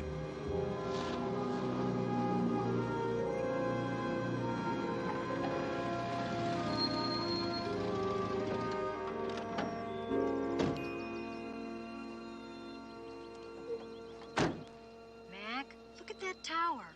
There ought to be a princess locked up in there. It's a watchtower. Uncle Michael's probably up there right now, doing his accounts. Uncle Michael! Uncle Michael!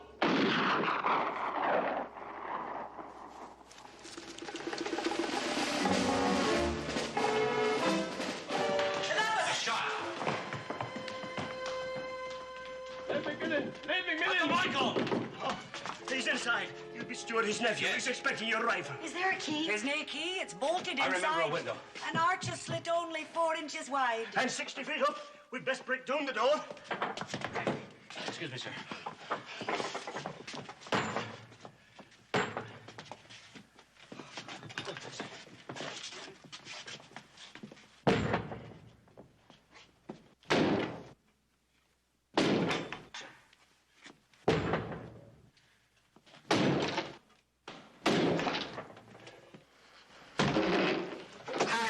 That does it.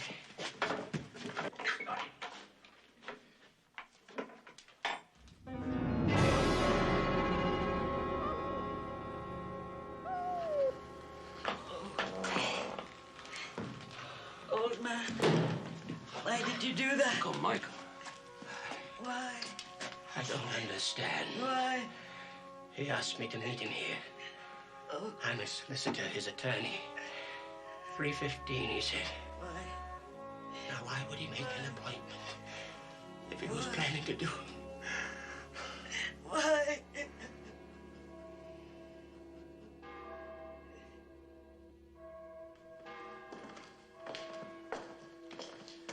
I'll get the doors in.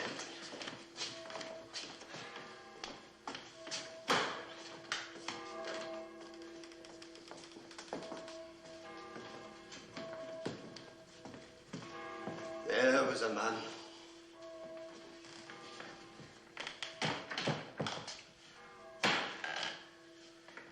I suppose I've been saying that for the last hour. I share your sorrow. Desmond! Desmond! We just heard about it. Mr. McMillan, this is Jimmy. Mac, Sorry. it's been a long time. It certainly has. This is my fiancée, Nell Barry. Is it true? Did he kill himself? He was found alone with a gun in the tower room. The bullet matches the gun, and the powder burns out what they seem. In any case, you'll be free now, Jamie, to sell the castle. If he sells. Oh, he'll sell, lassie. Your fiancé looks like a McMillan, and the law makes him the new laird. But he has not a Scotsman's taste for the hard work. Desmond, that was quite uncalled for. He's right, though, you know, Nell. If I were English, I would be known as a wealthy eccentric. But we Scots, we don't have wealthy eccentrics. We just have ne'er-do-wells. What do you do now, Jamie? Well, at the moment, Nell and I are on the committee for the Heelan Games. In fact, we are the committee. Ooh, there's a job for you now. 3 light days of duty every other year. Between times, he sells souvenir programs at Coronation. Yeah, you do have the light touch there, Desmond. Well, you seem to have things well in hand, and, we have business. The games will go on, of course. Of course. Grandfather would have wanted it that way.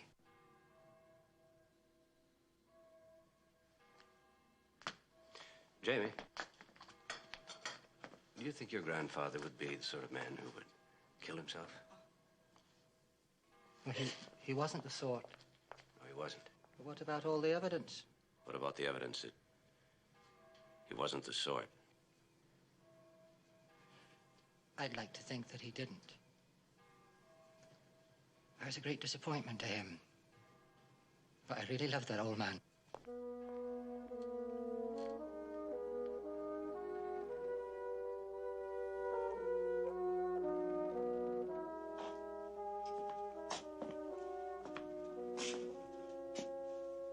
Mac? Do you think the shot could have come from there? It's the Crofter's cottage, too far away. It's direct line of vision. Couldn't be the lawn. We'd have seen him from the driveway. Couldn't be the gully. It's an impossible angle. Well, according to Mr. Ramsey, the McCready ghost is our prime suspect. McCready ghost? Glad Mr. Ramsey isn't staying for dinner. I'd sure hate to hear that dull story again. He is staying for dinner. Well, he said it was a great story. Of course, he did say it was better on a dark and stormy night. Maybe we'll get lucky. Mr. Ramsey's going to tell us some castle ghost stories. A monster in the lake and a ghost in the castle, some vacation. In the war against the Sacconing, the English, Castle Kinross was the headquarters for 2 clans, the McMillan and the McCready. The laird of the castle was the great Ian McMillan, and 4 of its 5 lieutenants were McMillans. The 5th one being Fergus McCready, referred to by some as Fergus the Infamous. Oh, no need for alarm, only a lying down. The authorities will restore power presently. What is presently? Somewhere between 2 minutes and a week. Oh, it sounds like home.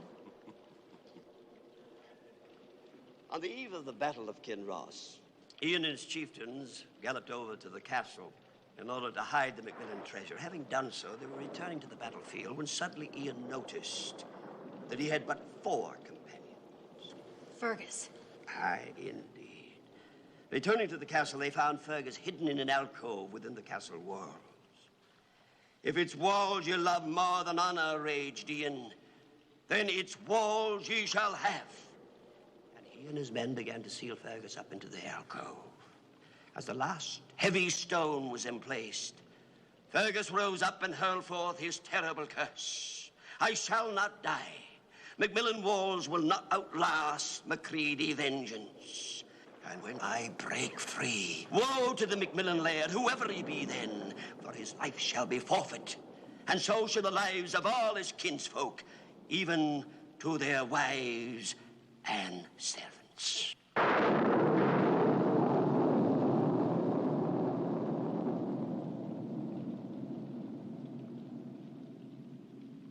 Ian and his chieftains were killed by the Sassenach, and the castle was ransacked.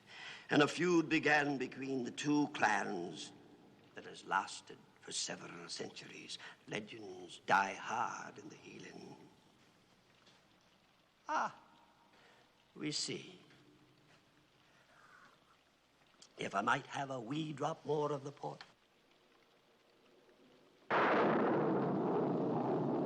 Oh, Mrs. McTaggart, would you be so kind as to fetch my coat? As for myself, I neither believe in ghosts nor blood feuds, or I'd never have been attorney to the McMillan laird. You're a Macready? Aye. Full-blooded. My grandfather died at 90, and it was his proudest boast that he'd ever spoken to a McMillan. Of course, that's pure Hieland superstition. But still, in my grandfather's honor, and to a spirit free at last, up the Macready.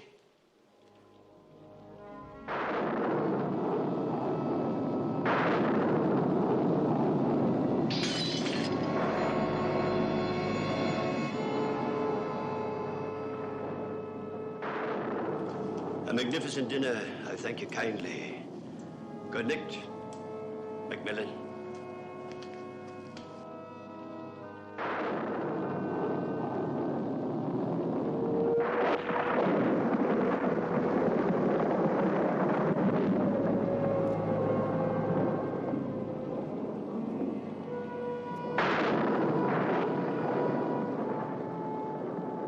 I'm not nervous.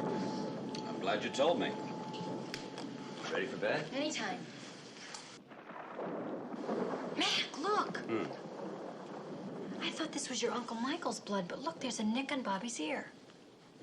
Mac, do you think there was somebody in the room? Do you think he was trying to defend his master, and when he did, do you think there's a connection? Not quite. A man with a knife kills my uncle, nicks the dog's ear, then cuts himself into 4-inch strips and throws himself out through an archer's slit that wide. Go back to the ghost in the wall or the monster in the lake. Or better yet, come to bed. Oh, I couldn't sleep with all this going on. Try it.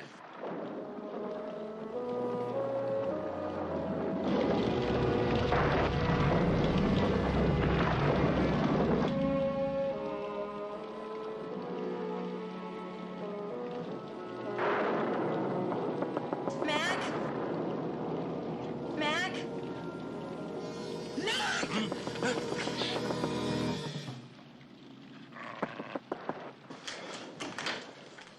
What is it? The lights have gone out again. It's a storm, Milton. Now, but listen, there's something in the walls. Listen.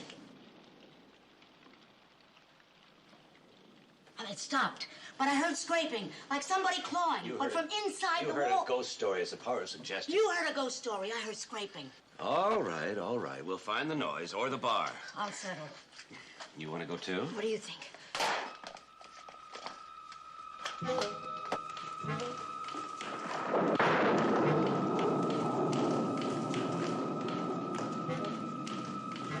The bar's in the great hall. I am. Be quiet. Tommy! It's ice cold. Mildred.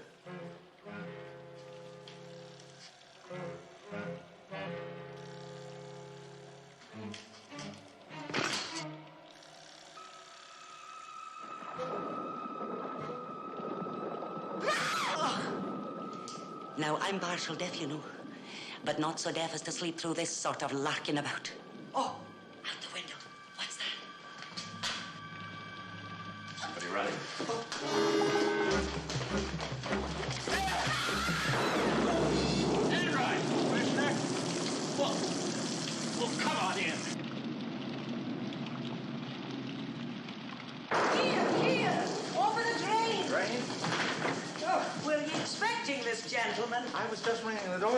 weren't. The power's off. No? Did you see anybody out there? No, sir, I was looking in, not out.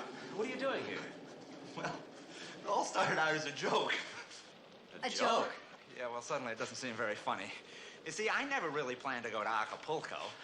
I was always planning to come here and stay with you. Well, why didn't you? Well, I thought it'd be very funny if I took a later plane.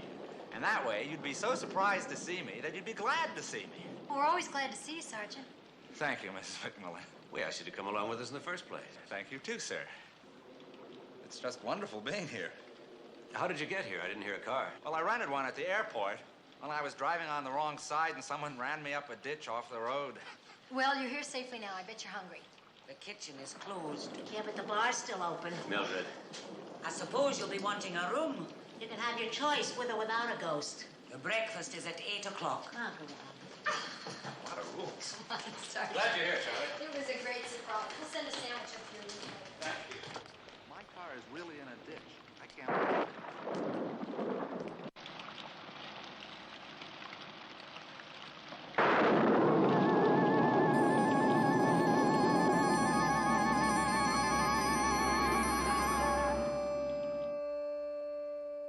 Well, now, top of the morning to you. And the rest of the day. Morning, Sergeant. What's that? Porridge. Oatmeal. Ugh. It's traditional, according to Mrs. McTaggart. Fried eggs and bacon all round. 3 pairs, straight up, strips on the side. I mean, who can eat this stuff, right? I beg your pardon. Never mind, I'll take care of it. I thought this was an English-speaking country. We do have a language barrier, though. The dog.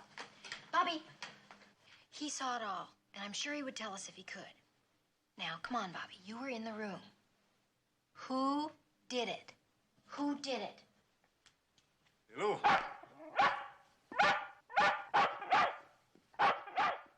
I'm sorry. You'll be visitors. I'm Duncan, the gamekeeper, as my father was 40 years before me. At least it was until I gave my notice last week. I'm Stuart McMillan. Aye. You're the nephew, then. That's right. Aye. You're blood kin. You've a right to the fish in the streams and the birds of the gorse. This is Mrs. McMillan. Charles Enright. Well, I just stopped by with some fish for the laird. The laird's dead. Dead? Shot himself. According to the local police. Well, why would he? Oh, he was old, sure, but sound of wind and limb. Indeed he was. I know it hurt the old man to think his castle couldn't even afford a gamekeeper. But why would he do it? He believed in life. A gamekeeper knows.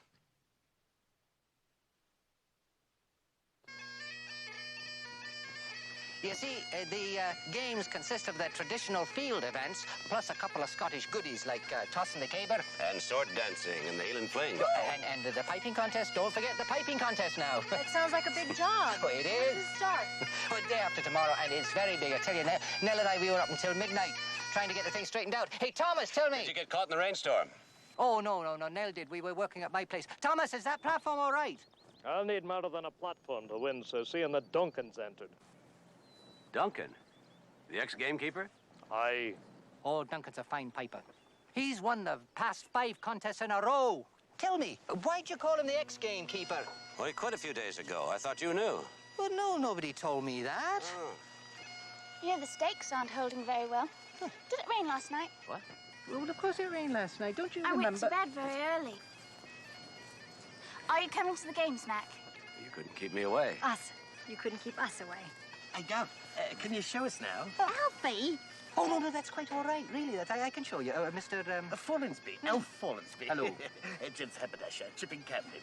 Oh, this is the Mrs. Flo. Well, how do you do? I don't suppose you've seen it. It? The monster. Right. Oh. Not yet. You see, the best time to see it now, is in the gloaming down by the big rock. I can show you where it is now if you'd like. Ah, would you? Well, of course I would. See you later. Press on, troops. Lovely.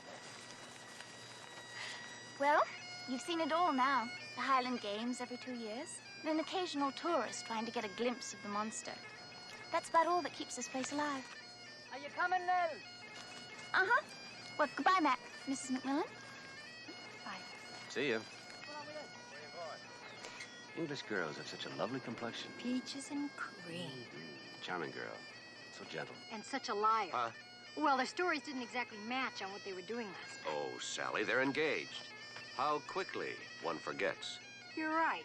We didn't always tell the truth when we were engaged. Mm-hmm. But we always told the same story. Mm-hmm. Let's go. Crofter's Cottage? Right. Right.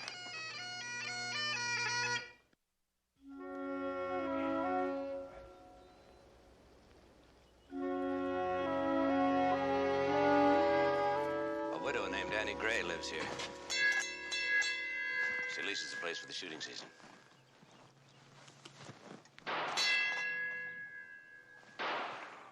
Round and back. Let's go this way.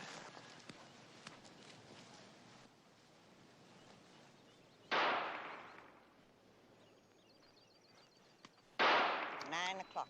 Edge of the block. Hello. Howdy, friends. I'm Houston Gorman. I'm the tenant here, and this is Annie Gray, my pretty landlord. Oh, hello, landlady. Say hey to the folks, Annie. It's nice to see you again, Annie. Good to see you, Mac. I'm Stuart McMillan.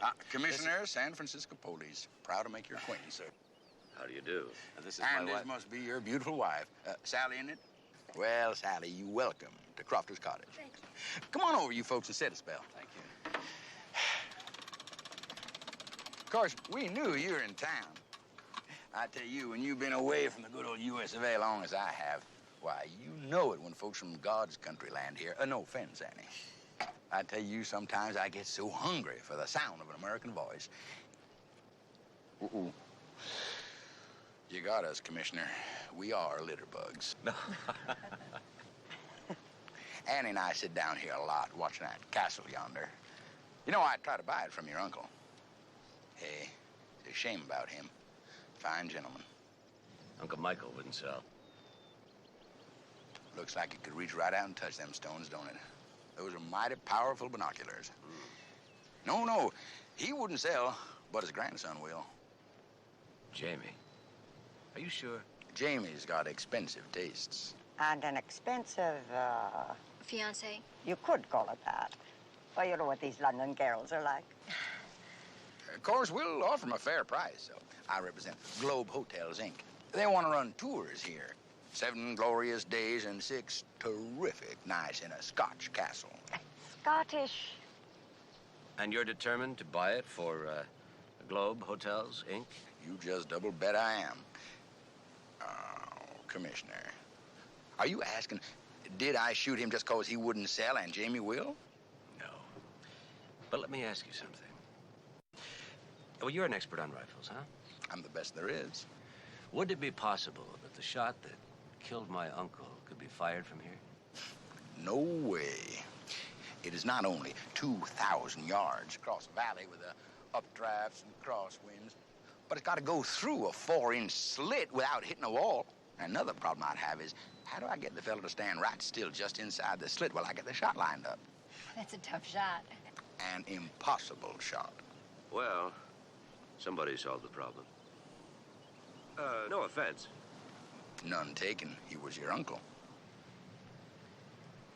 Well, Hey, Commissioner, how about joining us for a little grouse hunting tomorrow? Oh, You know what a grouse is, don't you, Miss McMillan?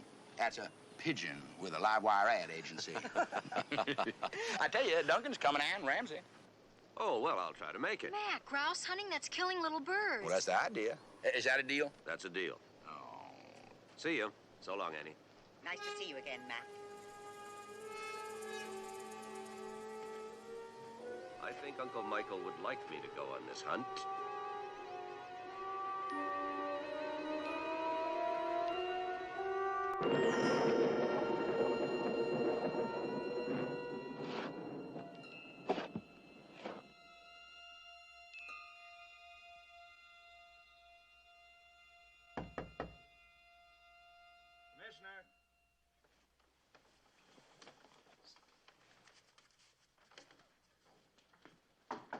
Commissioner. I'm sorry to disturb you, sir, but Mrs. McTaggart heard some noises downstairs. Sounds like digging to me. Digging? Digging?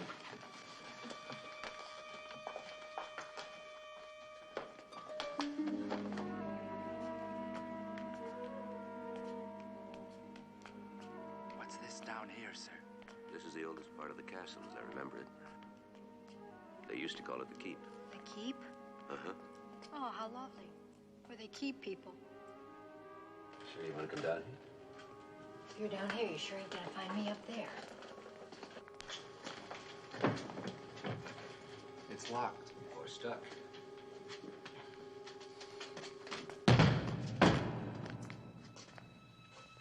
We'll never know.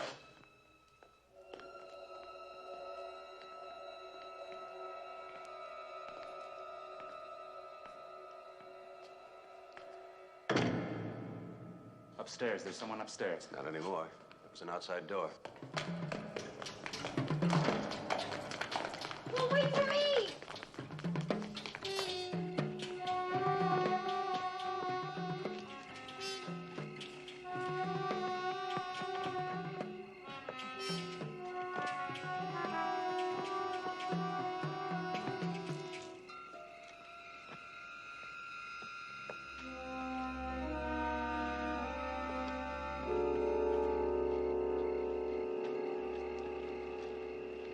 Sorry, sir, he got away. I just can't seem to run on turf. I'm better on asphalt. The guy was really moving. Mm-hmm. It's faster than last night. I wonder why.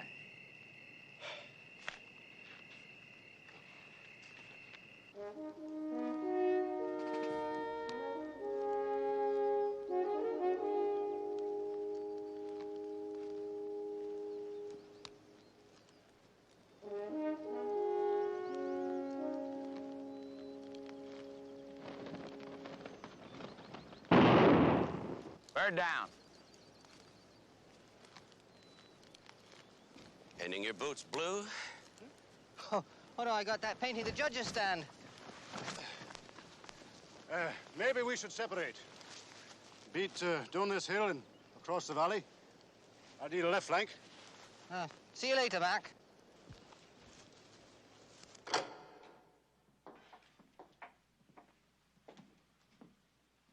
What we have got to do, Mrs. McMillan, is be logical. Logical. An old man climbs up here once a week to do the bookkeeping for a castle that can't even afford a gamekeeper. He puts a trivet under his teapot to protect the top of the desk. But the top of the desk is marble. It is not affected by heat. Life is not logical. Maybe not, but I have a theory.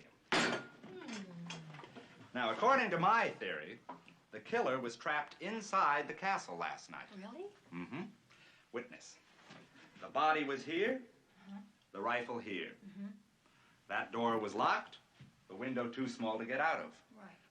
Ballistics has proven that the rifle was the murder weapon, and the powder burns tell us that it was fired at a very close range. Suicide, right? Right. Because if it was murder, the murderer would have been trapped right inside this room. Unless he disappeared through the walls. That's my theory. You're kidding. No, I'm serious. I'm talking about a secret passageway. You're kidding. Now, you might have noticed the last time I was in here that I scraped mortar off various parts of the wall. I was wondering what that was all about. Well, this morning I went into the village and I talked the custodian into letting me into the school. And? And they have a science lab there with some carbon dating equipment. It's pretty primitive and physics really isn't my field, but I made some tests. And? The mortar in this section of the wall is 500 years old. Over here, 300 years old. Wow. But within the 300-year-old area, the mortar is much more modern. How much more modern? Well, I can't really be sure. Maybe 5 years? Maybe only a couple of days. What are we waiting for? Right.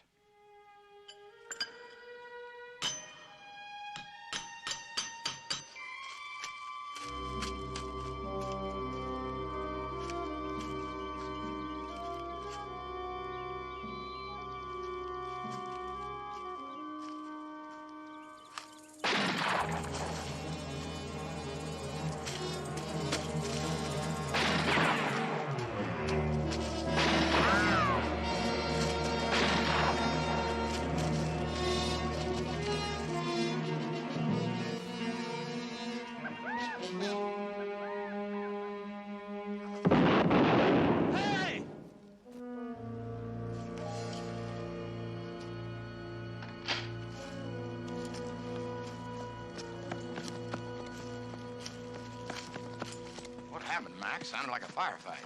Are you all right, sir? I'm in great shape for a man who's been shot at with a rifle. Rifle? In a grouse area? Are you sure? I know the sound of a rifle when I hear one, right? Yeah, that was a rifle. Any deer on this parade? Enough to attract more than a few hunters. Some of them are very careless. Careless enough to fire 4 shots at me? You're lucky you're not on your way to be stuffed and mounted.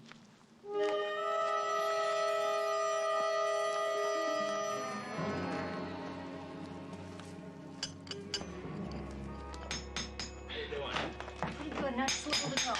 Yeah, well, let's see, that just about does it. Okay, here. Now let's Push it. see if... Yeah, that's good. Yeah, works easy. Hey, it's just like a door. It's open back there, Sergeant. Okay. Now, It's a passageway. let me see what's back there. You stay here. Fat chance.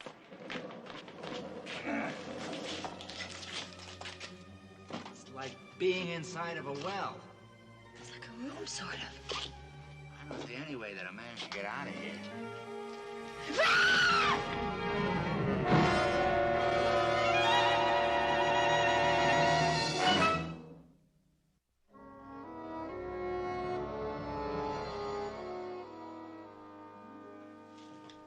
You realize who you found, of course. Yes, the long-lost Fergus McCready, and we weren't even looking for him. Now, it's my theory that the murderer came to this room sometime before your uncle.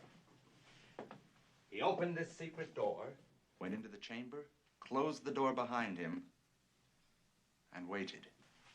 At last, your uncle came up the stairs. He comes into the room, closes this door, and locking himself into the room. Then the murderer opened the secret door, crept out of the passage, and killed your uncle. Bang! I kill him. I hear the voices into the wall. Well, it could work. It's possible. Charlie, Yeah. would you mortar up the wall now, please? From the inside?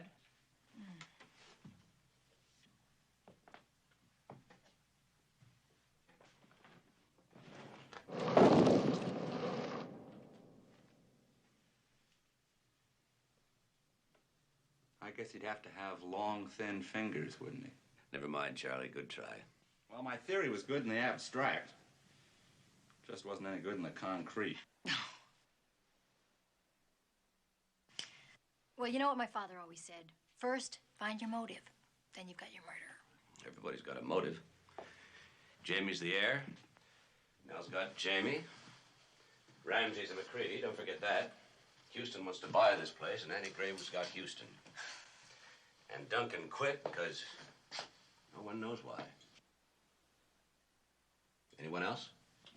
Mrs. McTaggart. Well, I think she had a crush on the old man. Unrequited love. Oh, I've had enough for the day. Let's call it quits. Yeah, let's take a ride around the lobby. Good idea.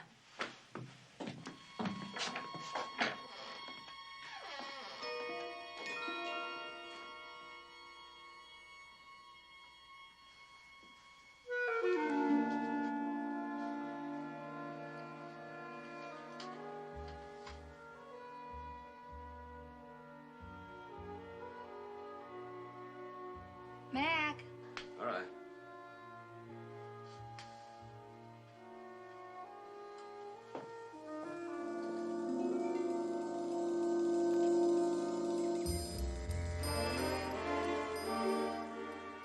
It doesn't ever get dark in this country. That's the gloaming. Well, I think it's just about the most romantic part of the day. We like a lot of light. You didn't used to mind it before we got married. You think of that time in Candlestick Park? No, I was thinking of that time in Emeryville in the drive-in movie at 3 in the afternoon. And you told me they had a show in the afternoon. They did. For the man who came around to check the sound system. Mac, look!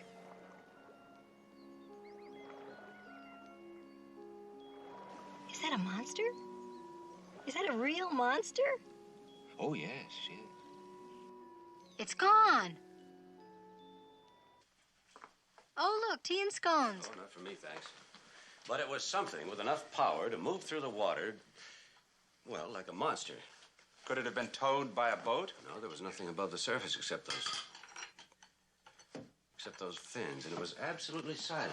Sergeant, it was so quiet you could hear that little carousel over at the games grounds. Oh, you know what they call that, sir? That is called a side skirt. But the one you found didn't have one. Wonder why? You know, I've seen something like this somewhere. Not as part of the armor, but separate, used for something. If your Aunt Eleanor gave you one for Christmas... She wouldn't, darling. She's into modern. Well, if she did, what would you do with it? Well, I'd give it to Aunt Louise. Her birthday's in January. She loves useless things.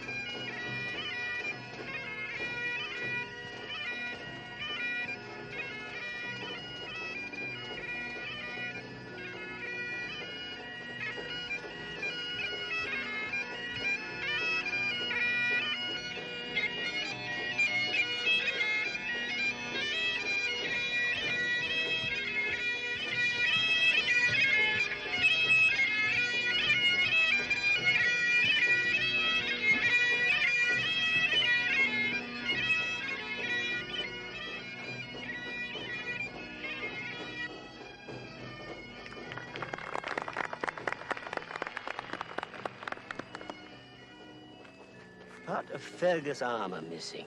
That is strange. Perhaps it was stolen. Did you not say there was a break-in recently? Within the past 5 years, according to Enright. And now... But why steal just part of the armor? Mac. And here he is to play the tune that caught the judge's ears. Up with the bonnets of Bonnie Dundee by this year's winner, Thomas Sinclair of Glenabbin. Sinclair? But I thought Duncan was... Duncan! It was a certainty.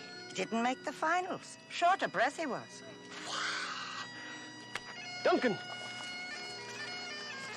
Hi, Mac. You're still taking the high road.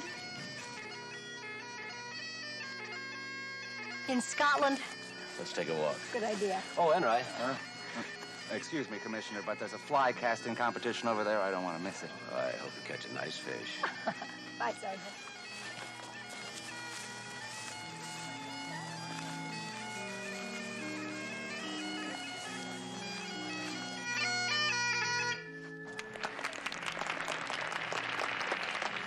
Going very well, Jamie. Yes, isn't it? Is that the stand you painted yesterday? Oh, yes. I did a very good job, too, I think. No. It was blue paint on your boot. The stand's green. Oh, well, I must have got that someplace else. Hey, McDougal! Mac, Nell says they're selling some terrific tweeds. You want to go over and look at them? Huh? You want to go over and look at them? 2 horses on that carousel. I'm just a nut for carousels. I'll see you later. He'll do anything to get out of shopping. Come on.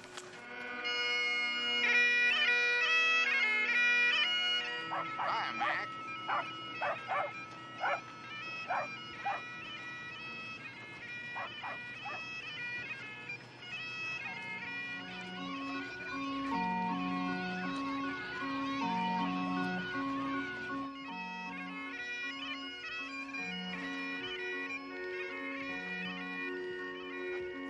What is that? It's paper tossing. Well, it looks like he's throwing a telephone pole or a tree. Well, as Mildred would say, it'll never replace the roller derby.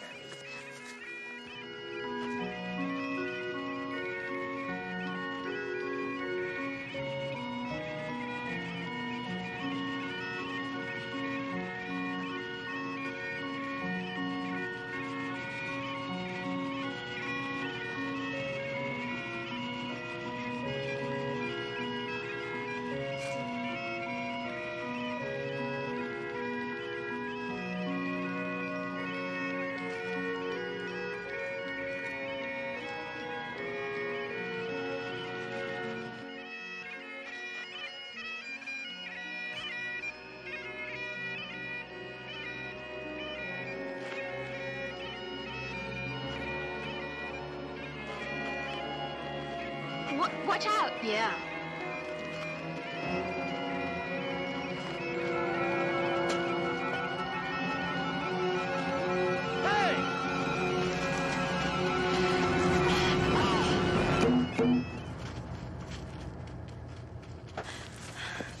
Sally, are you all right?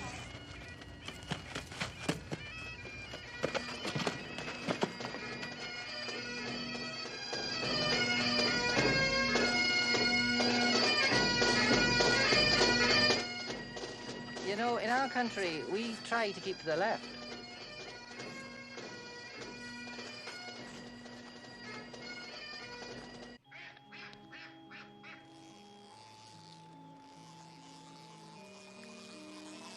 Ah, very good, Miss McTavish. You're really getting the hang of it. Call me Maura. Boy, was I lucky. You're saving me from that caber tossing. Look at Enright. You're not the only one. Hey, what's the matter with you, Bobby? You gone daft? Bobby.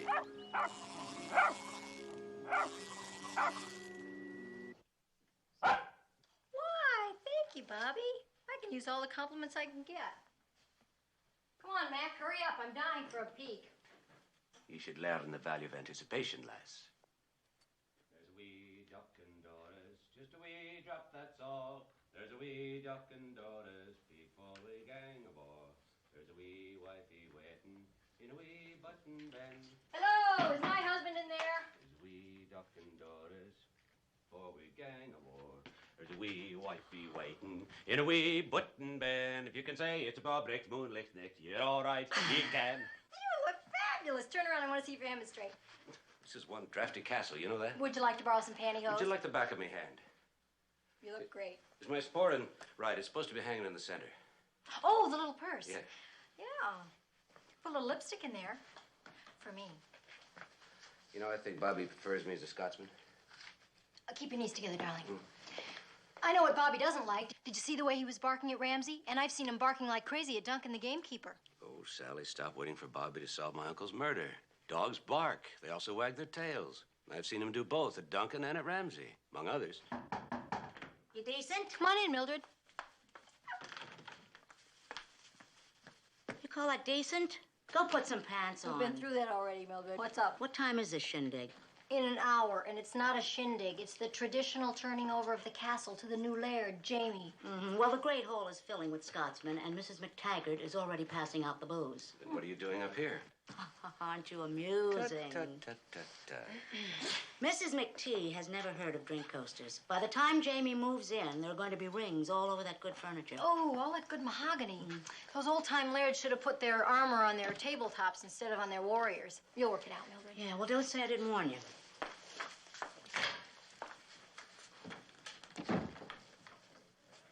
Sally. Would you find Enright and meet me up in the tower? Darling, what about the ceremony? Oh, this time. Mac? Huh? There's something that I've always wanted to know. What? What does a Scotsman wear under his kilt? Later.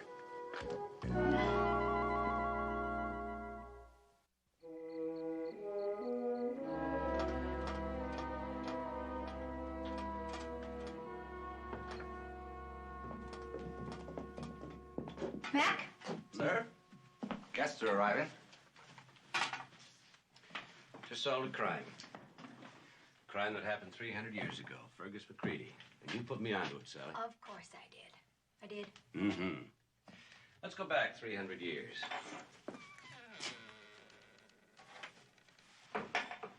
Remember the legend. The McMillan walled up Fergus McCready because he'd found him hiding in the castle the night before a battle. Figured him out to be a coward. But he was really a thief. Fergus came back to the castle, dug up the treasure, reburied it someplace else. And the secret died in the wall with him. That's why the treasure disappeared. I put you on to all of that? Sure. Remember the other day when you wondered why anybody would need a trivet to protect a marble tabletop? You weren't even there. Oh, well, I showed it to him. I know you said it wasn't logical, but it seemed logical to me, so I... The missing piece from Fergus's armor.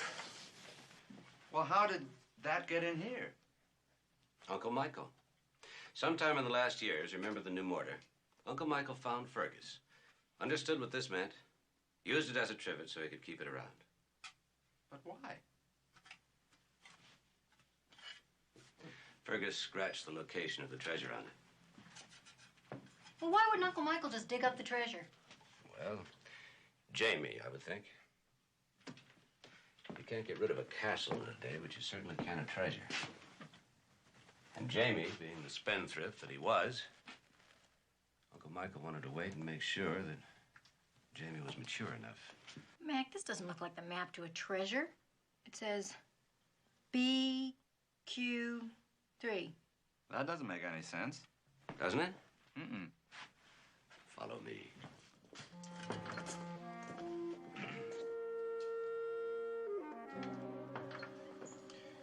When we were down here before, it occurred to me that this floor looks like a chessboard. Chess? I still don't get it. Well, Sergeant, each chess square has a name, so you can write the game down. For example, BQ3 would be black's queen's third. The only problem is there are more squares down here than there are on the chessboard, and furthermore, I can't tell which wall's black's. Now, our digger has already done some testing. I'll bet we can catch him here red-handed tonight. Suppose he doesn't dig tonight. That's his last chance. Jamie moves in tomorrow. Besides, he already learned that he can be heard upstairs. Tonight there'll be a dance band and pipers. Fire a cannon down here, it'd never be heard upstairs. So, Enright, you and I'll have to wait for him. Mac, you can't. Why not? You're a big part of the ceremony tonight. I can handle the surveillance, sir. Well, it's dark down here. I have the advantage of surprise. Besides, it's too damp down here for skirts.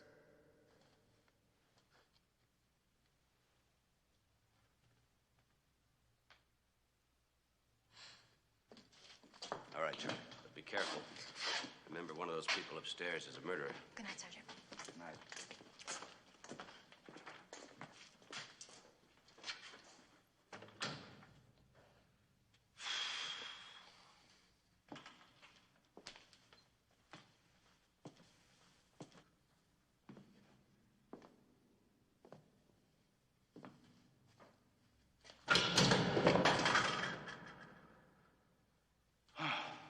What a way to spend an evening.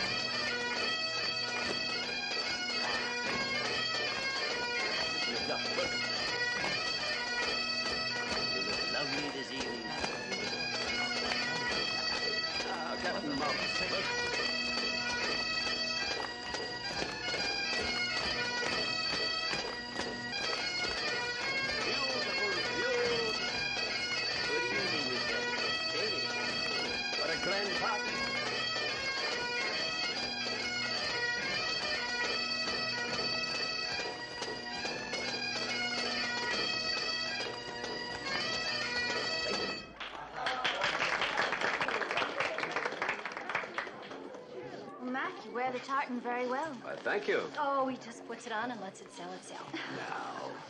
Want to dance? Yes, let's. Ooh, I should warn you about the castle tradition.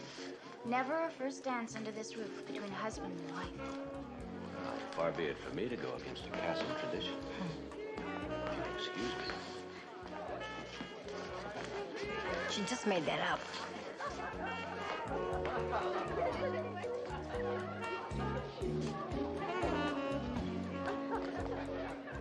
Would you care for a fling? Beg pardon? Would you care for a fling? Oh, you don't fling to this music, only the pipes. But I'd be honored to lead you in a foxtrot. George Macduff. Sally McMillan. Lead on, Macduff. You know what they say about he who cries enough. You've heard that before. Many times. Many, many times.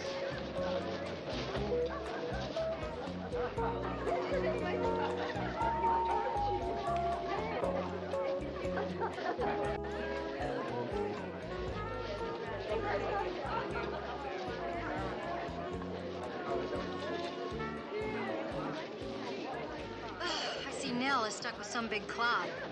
Isn't he your husband? So you're right. I never recognize him when he's dancing with someone else. Thank you very much, Mrs. McMillan. Oh, you're very welcome. May I fetch you something to wet your whistle? Oh, that'd be nice. I'll be right back. Meet me by the black wall.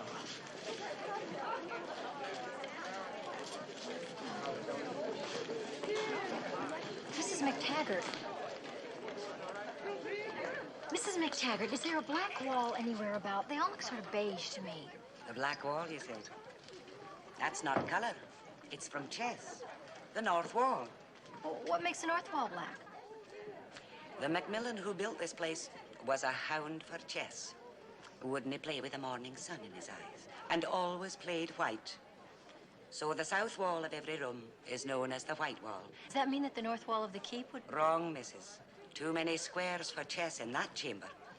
It's across from the keep. That's the old chess room. Thank you, Mrs. McTaggart. You've been very helpful. Man. Man.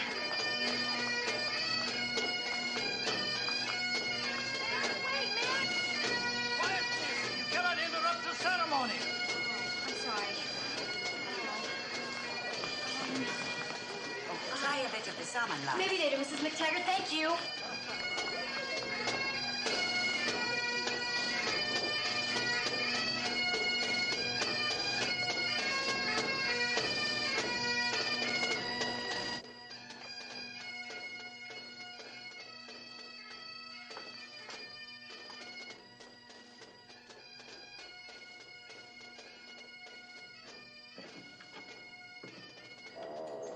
Sergeant. Sergeant.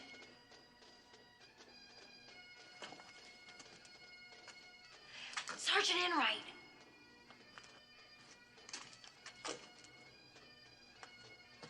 Charlie? Charlie, it's me, Mrs. McMillan. It's okay, it's me. You're looking in the wrong room. It's across the hall.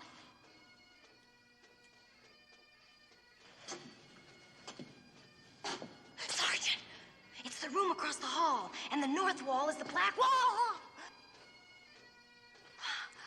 Thanks to the missus, I know where to dig. Sorry, Sergeant.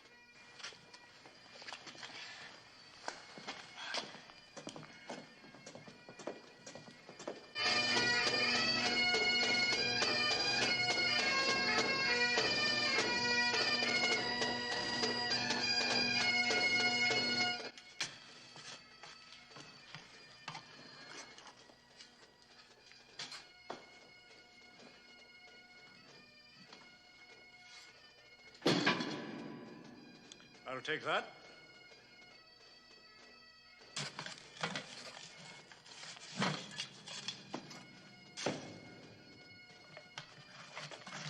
Come on. It's rightfully mine.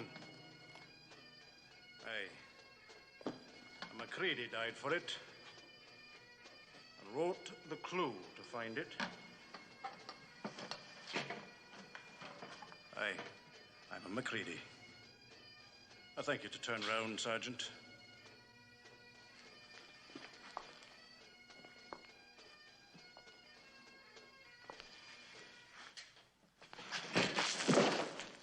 The scepter of the McMillan, strong and straight. All here bear witness that you accept it willingly, with all encumbrances thereto. The last man who carried it with great honor. I wish it and the family name the same good fortune in your hands. Those present are bound to inform all those in their ken in these mountains that Jamie McMillan is the true and only possessor of all properties, honors, titles, and licenses pertaining to the Laird of Kinross. And henceforth, he shall be known as the McMillan. Up the McMillan.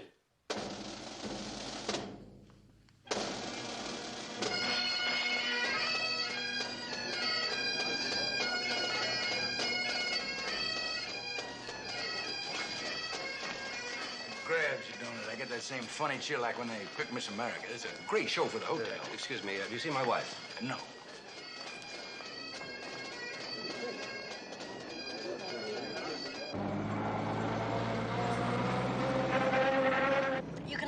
now. You don't need a hostage. They can't catch you now. You didn't quit your job. You got fired when Uncle Michael found you digging for the treasure, right? You're a smart lass. Now be quiet. I have some hard driving to do. Any idea where he was heading? Well, sir, when I came to, I looked out the window and I saw a car going down the lock road very fast.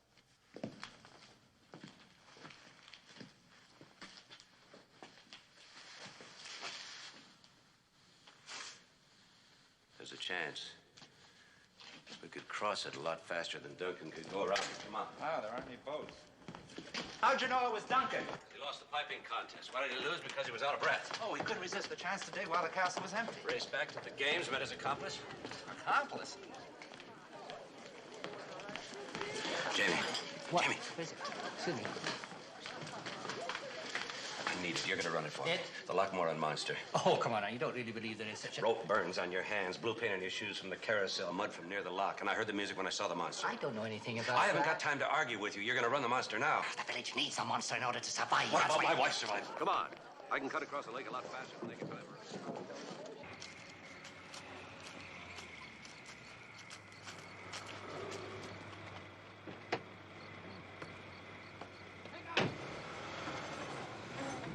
Brother Ben? You could have killed me.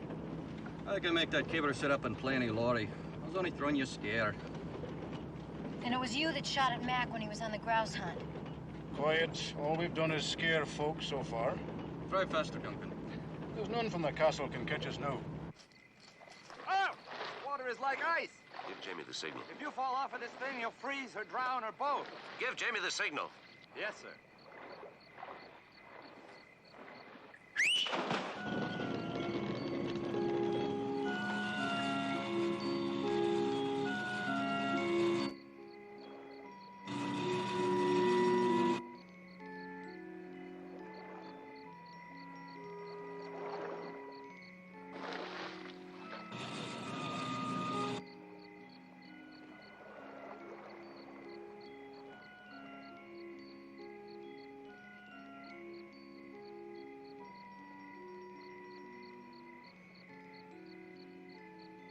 We're leaving now, Flo. I've got to be back at the shop Monday morning.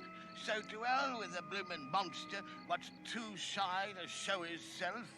It's all a fake, anyhow. Flo, the lake. Eh? Do you see? Oh, it's a blooming Scot.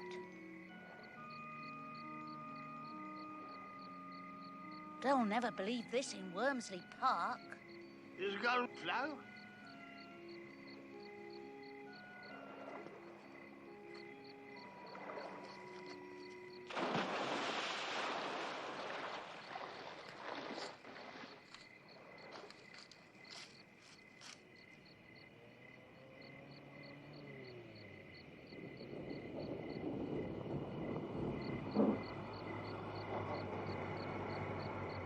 What's that? I'll move it.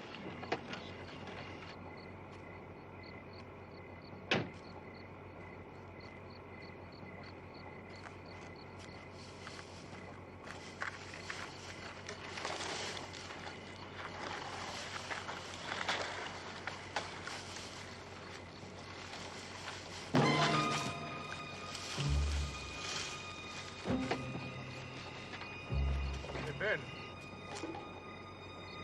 Ben. Ben?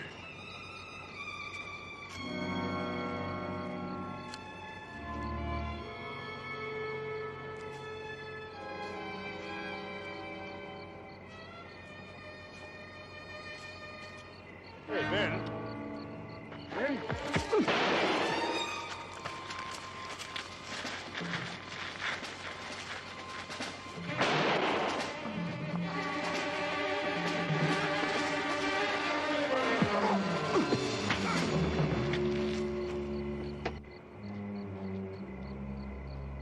How did you get here? If I told you, you wouldn't believe it. The McMillan treasure. Yeah, I'm touched. Yeah, my friends all hope there will be enough here, so they won't be touched for a while. Thank you, Duncan, for saving me the digging. If my Latin is reliable, these shares assure us of handsome dividends from all those people traveling the Northwest Passage to India. Yeah, through 1819. There's more in there, Jamie. Oh, look. It's a necklace. Yeah, modest but lovely. To be worn by the mistress of Castle Kinross. Hey, you're selling this place to me. As they say in your country, sir, no way. Now, just a minute. Up the McMillan. It's a happy conclusion for you, McMillans. And as soon as we prepared a legal case against these two for the murder of the laird, you'll get your just revenge. We ne'er killed the old man. Took his treasure, aye. But we're nae murderers. I suspect they're right, Mr. Ramsey. A murderer would have dealt more harshly with my wife and Charles Enright. There's no real link between the treasure and my uncle's death. I'd like to propose a toast. Michael McMillan was more than a father to me. It was a rare privilege to know him. And I've not been able to prove, as I'd hoped, that he was murdered. But I would like to propose a toast to this man whose noble life cannot be diminished by the events of a single day. To the late laird, whose death, whose suicide, I will not accept, because it's simply unacceptable. To the late laird.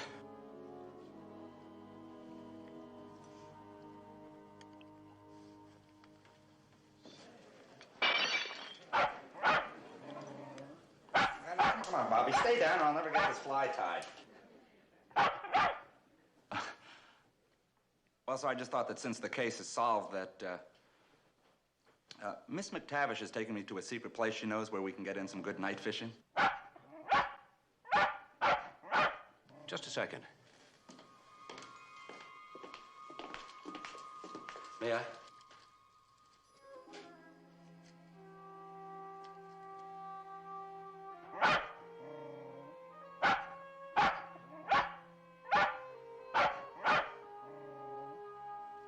That's it.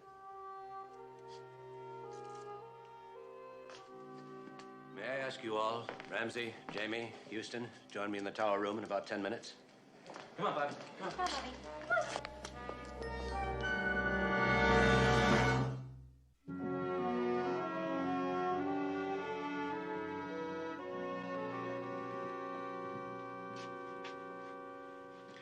Thank you for your patience.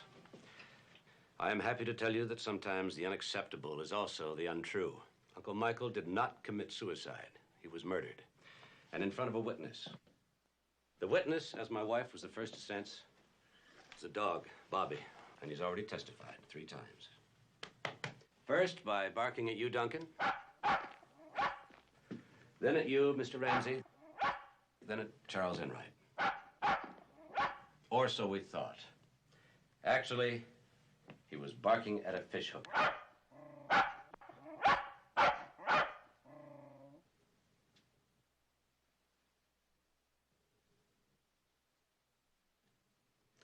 I'll show you why.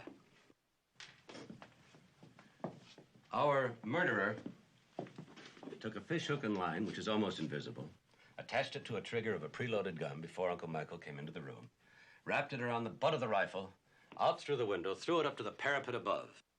Then he went up there and waited. Uncle Michael walked to the window, probably when he heard the sound of my voice from the driveway. Uncle Michael! Uncle Michael! One yank to pull the trigger. The second yank, much stronger, to pull the gun off its mounting.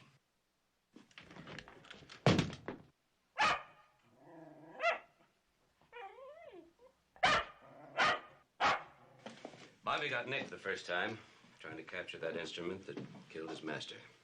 Good boy. But this is all pure speculation. No, the line left marks at the top of the slit. And my wife and I saw the murderer. We did? Late that night. He had to wait till dark to make his escape. Mac, why would he come back the following night? He didn't. Remember that first night we saw a man running? Mm-hmm. Then the second night we saw a man running, only faster? Mm-hmm. which puzzled me because a man escaping always runs at his own top speed, which means that there had to be 2 men, one each night. It was me the second time. Yeah, you were down in the cellar digging. And the first night, it was the murderer who waited up on that roof until Uncle Michael could walk to the window. But, Mac, how would he know when to pull the trigger if he's up on the roof? Yes, of course. He couldn't see anything from there. Well, you could guess at it, I suppose. Bad luck, Mac. It was a doozy of a theory while it lasted. He's right. No way to know if the laird was in his sight. Right. But what if there were 2 of them?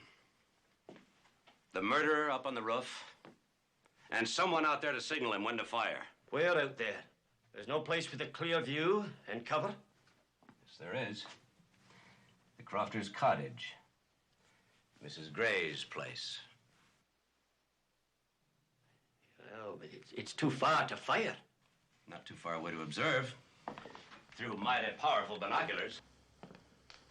What was your signal to Houston, Mrs. Gray? Everyone knew that Uncle Michael would never sell this place. But you knew that Jamie would. You had to sell this place to Globe Hotels, didn't you? Living off expenses you'd never earned. Wasn't that it? What were you thinking of, Mrs. Gray, when you stood there and watched the tower, smoked all your cigarettes, and waited? Didn't you ever wonder how you could let this con man talk you into killing a laird? Don't answer him, Annie. It's a trick. What was your signal, Mrs. Gray? Did you raise an umbrella? I lowered it. God help me, I lowered it. Everybody stand right there. I'm really very good with this.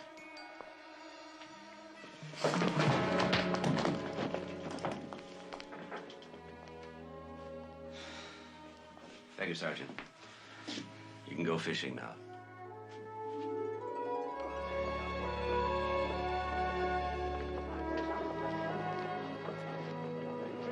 Thanks for everything, Mac. We're really grateful. You know, it's not going to be the same around here without you. Very, very quiet. The next Healing Games are not for 2 years. I think the village will get by. I somehow have the feeling that the monster may appear again. Come on, Bobby. They die hard, monsters. Of course, Bobby goes with the castle, but if you ever get tired of him, San Francisco can always use another good detective. We seen him, we did, as plain as ruddy O'Day. Yeah. The Flying Scotty is, according to the new laird hereabouts, gone forth from his castle to recover his stolen treasure. We have to get by. Well, when's the best time to see him? Any time in the gloaming.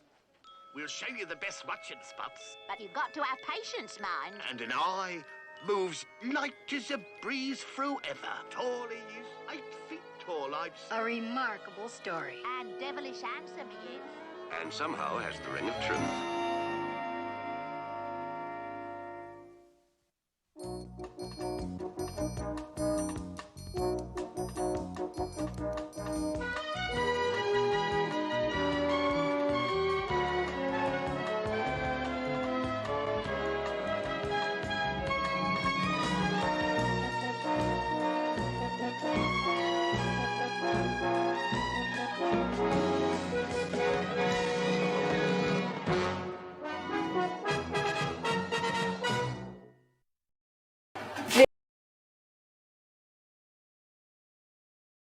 Cái gì vậy? Ui dồi, nháy phát 2 lần. Chuẩn không vậy chấm. Chuẩn đét cho thôi. Chuẩn và đét. Như phi công vậy. Ok, bay tiếp, bay cao. Thu rồi sao nhỉ? Thu rồi sao ấy? Thôi. Thằng Zena bắn đau lắm, Zena 2 đồ rồi. Chịu. Zena Sojin mấy cả cuồng đao đấy hiểu. Vội vậy chồng. 6.8 à, vậy sẽ lên 7. Ok. Đằng nào phải đắp cho thờ rét mà. Thôi đừng lối chung với nhau đây. Mèo mèo mèo mèo mèo mèo mèo mèo mèo mèo mèo mèo. Trốn mày trốn. 5 định mày nghe, lắp phần này vào xong mày định từ cái xếp tiền nhé, thế thua cũng được không nào. Bắn cũng khỏe nhưng mà chúng nó còn quỷ hơn cơ. Đéo sao Zanna 2 đồ. Đéo chịu được. quỷ đó chịu.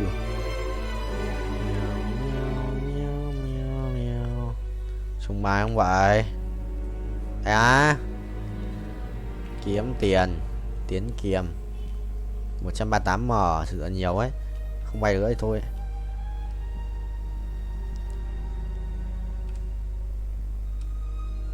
Máy đẹp đét 400 mà.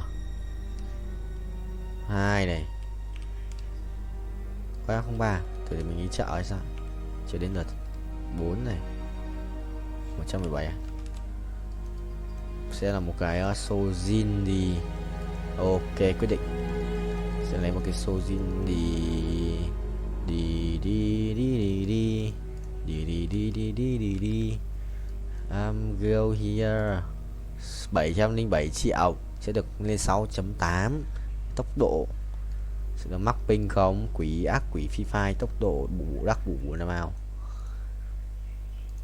Mấy là ngày có một chút game thôi chứ. Là ngày rebirth 163 lần. Kê vậy.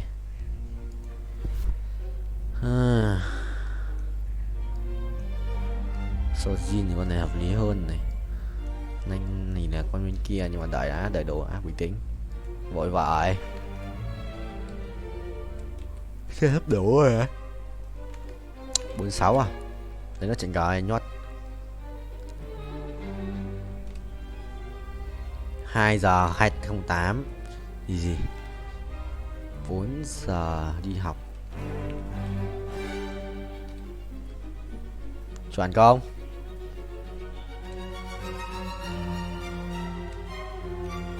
Mai học xong nhá làm gì? Muốn đi tập.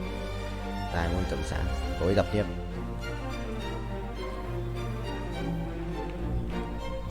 Trôn không?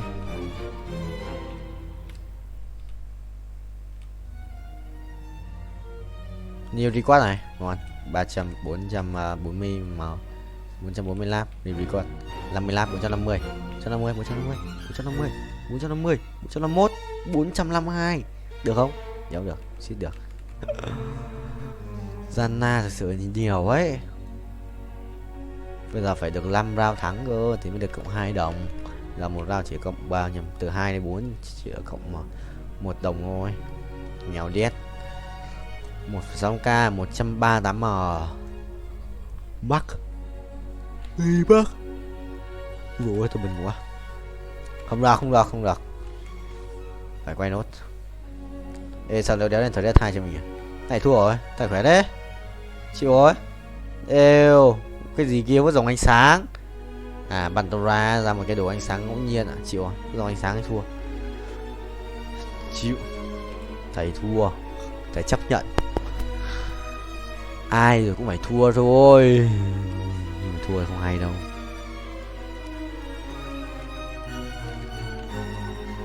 Ai rồi cũng phải thua thôi. Mày perfect. 300 linh mấy lap vậy. Em quay anh ác quỷ này. Cheers. Nổi không? Nổi không vậy thầy?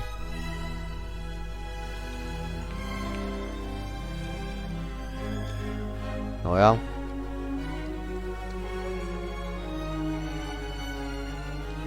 Ôi kìa, đâu được. Perfect rồi. Ôi hỏng. Một lần thôi. Rồi, hay. Anh sợ đấy. Soraka cút. Cái đéo ở đây. Một cái giáp máu á. Cái đéo ở đây. Cái đéo ở đây. Nhào đấy. আব্বা আম্মা যদি তোর ছোটকালে জানতো তোর হাইটের লগে তোর গাদামির হাইটটা একটু বাড়বো তাহলে নিজ দিয়ে এমনিতেই 6 ইঞ্চি কেটে দিত তোর আর গাদামি বাড়তো শুন আব্বা আম্মা যা বলে তা কর বিয়েটা কর আর আমার রাস্তাটা একটু ক্লিয়ারটা কর ও আমি তোমার পথের কাটা না তাহলে কেউ চাস না যে আমি পড়াশোনা করে এই নিজের পায়ে দাঁড়াই তুই তো নিজের পায়ে দাঁড়াস নাই তুই তো আমার কাঁধের উপর ভর করে দাঁড়ায় আছিস এই আসো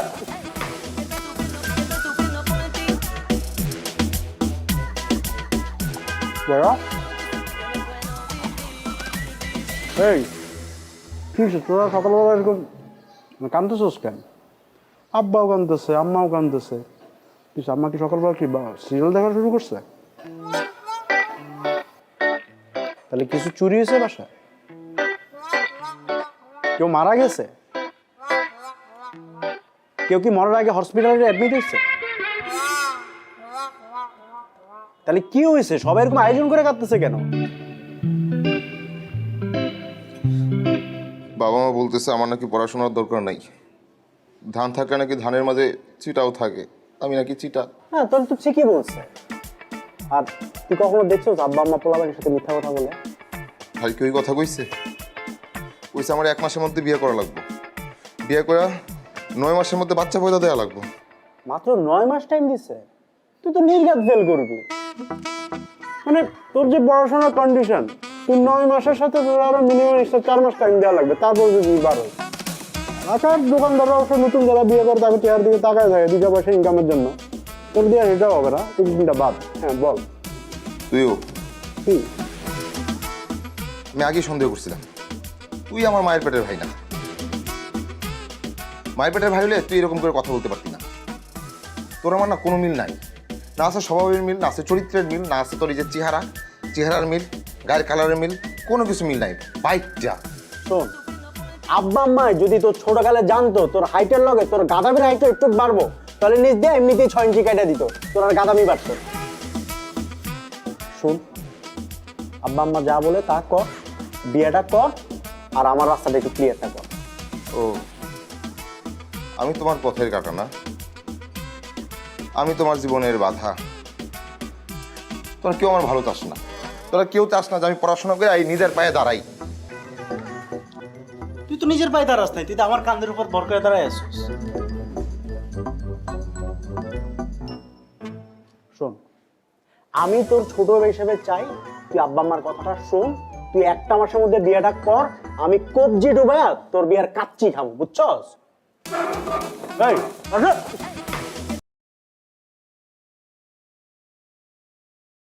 Hai trăm 200 láp Nguyên và phát sai lần giống em chợ sự nhà cái chứ cho ngay có tài không 210 láp 12 tỷ 2 triệu một lần có chờ nhầm ôi không còn 100 để bớt 6 15 cái lại sử dụng binh chỉ linh hay bay mình chỉ linh điên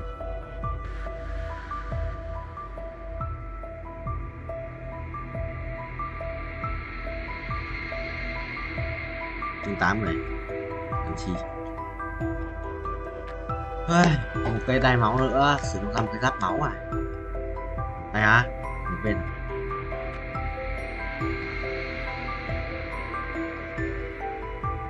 anh không có như em nghĩ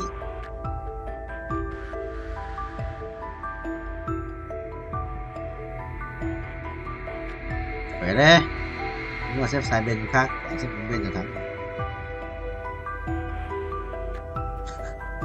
để đấy chị cần mua 2 bàn nữa chuẩn bị cái này 33 triệu start rồi tiền cả ấy chứ ngon vừa lên 8 đất và 8 đủ gì có ra xét này không muốn đâu cái này chuẩn hơn đấy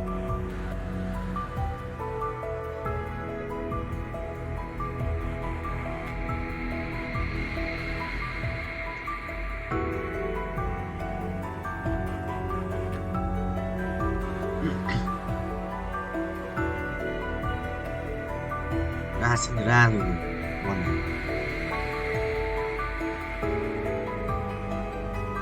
tôi xếp tiền lên 30 tiền nữa nhanh không các là xong giao chim là đủ tiền và cái thằng nhảy đá gì đó cũng quên ra được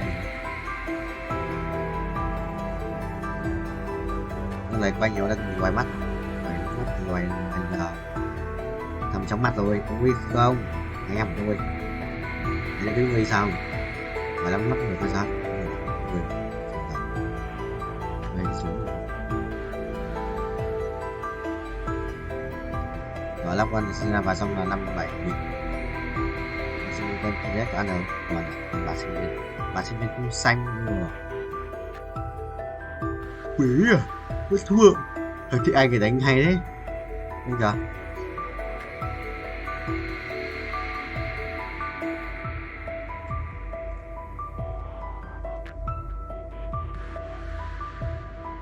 anh bốc lửa từ đó đến giờ anh hay vậy anh hay như điên mà chịu thua mất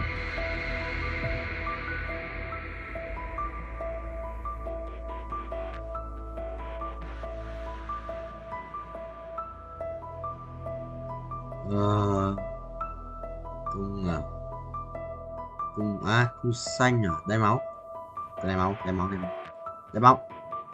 à đây đúng ra thì buồn lắm rồi buồn lắm em ơi biết trách ơi đấu lên được rồi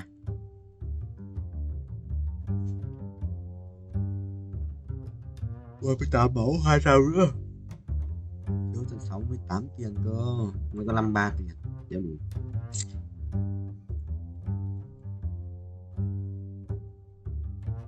bay nữa ông thầy bay như hack rồi bay khác thì hack đâu bay áp bị file được mà asma chi nhất lava dragon cái cục lava phế mà thầy khỏe hơn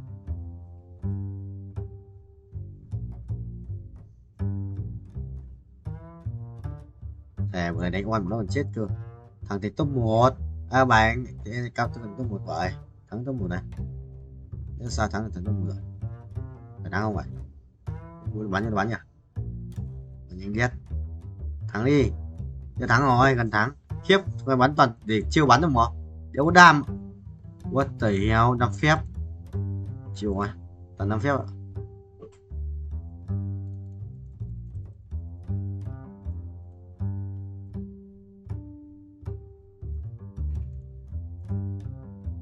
ra gì à sẽ khổ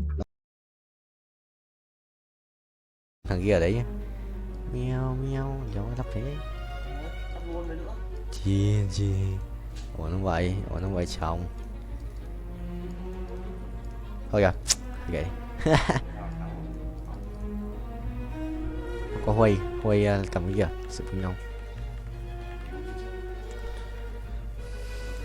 từ xem cái thằng này á nổ không vậy thôi xong rồi mày đi thần tài biết điếp ấy thần tài biết điếp mà rồi anh gặp hỏi nó biết điếp mà anh gặp nó lúc đầu của biết nó biết điếp ấy làm 4 rào sống được chứ cũng vậy khí thua xin ra bao check xin ra ba không tí chịu bạn ok mọi người anh cũng định mà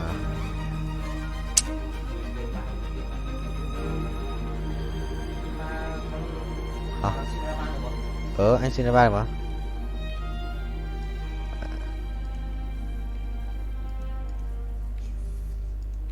có thể không Azit chưa kéo anh chậm mà bình tĩnh nhỉ chết hả kéo gì kéo đồ này á định mệnh á sao bình tĩnh thằng này nó khỏe mà mình không muốn chết sai nhìn dễ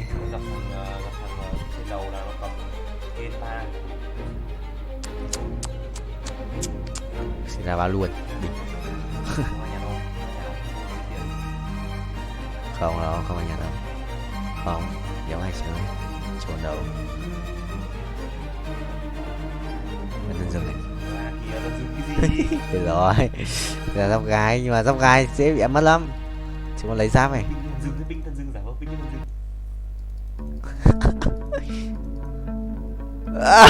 Ôi trời ơi. Ai mấy dispute. Dấu hiệu.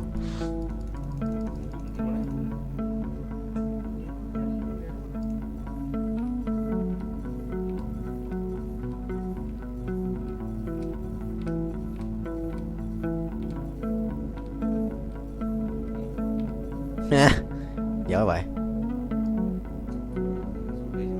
Đây rồi.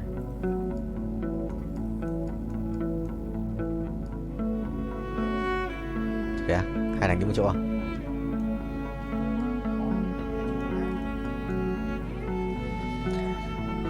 Không, nhưng mà thằng này cũng khỏe.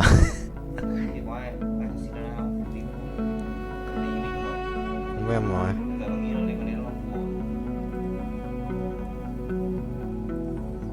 Ê, xét lại. Để xét làm chi ạ? 7 đinh mệnh là tao à? Thôi thua mà. Nếu hiểu. Không, chưa có được. Nếu có à, có ai giữ đâu. Chuẩn. Không có ai giữ đâu. Ra luôn không? Cái này chọn cái đéo chả được. Thằng nào chả chết.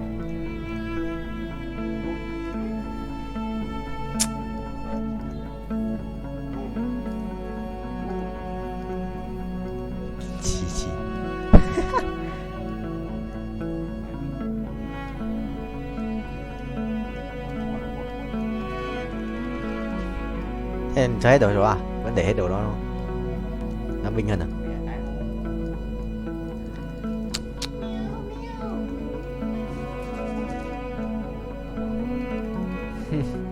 Thôi gặp thằng này đi. Thằng này vừa mình thua. Nó làm cái gì ấy? Nó phải ăn đi ba kìa. Nó phải ăn đi ba này. Thằng này có phải ăn đi ba mày em. Ê, nó thiếu một con. Nó phải azit nữa kìa. Sấy.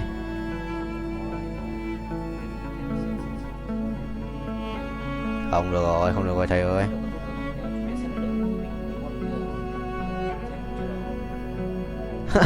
À. Được, sao dòng mình sao tự rơi ra cái xin ra. Chịu vậy mới mảng. Thằng này đi mua làm. Không có đâu.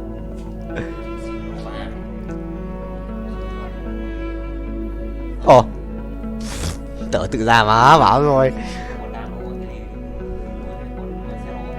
À. Đâu đấy.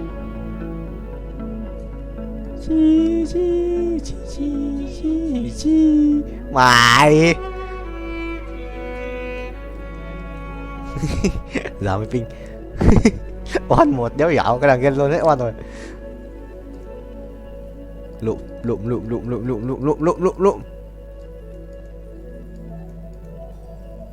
Bùa xanh không? Hay cái này?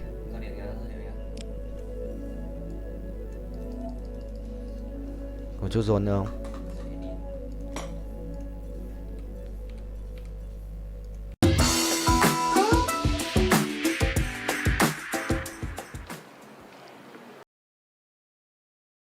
Em lít.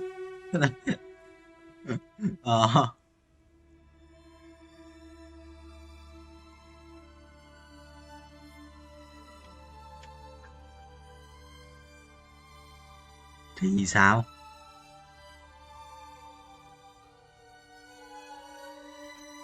Chết rồi.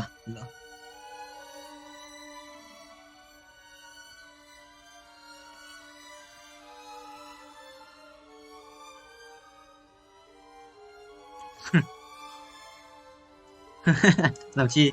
Bỏ mua. Bố với em trẻ lắm. 57, 58, 59, sống. Video 1 ngày 67 của tôi ghét chỗ bịch. À. Ok, broccoli.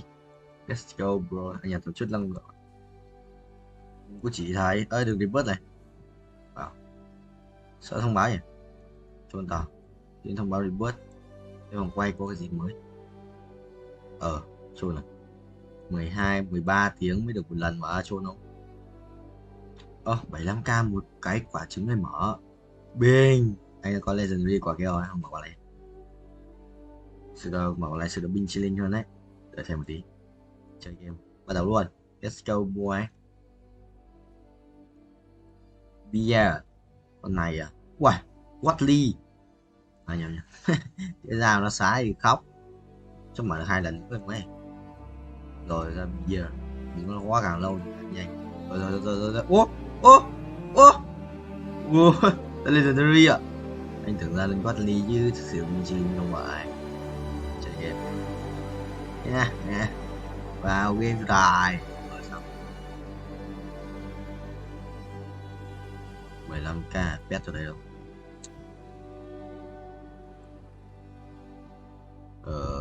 Giờ sẽ ghép 3 này, nếu đủ tiền ghép 3 này sự được căng hết. Cương mà 8 con sẽ là bình hơn. Ok, giờ sẽ bay cho các em xem nhé. Nhà mình đây. Nhà mình đâu? Nhà mình kia, thằng ở đấy mình xem đấy vậy, từ xa.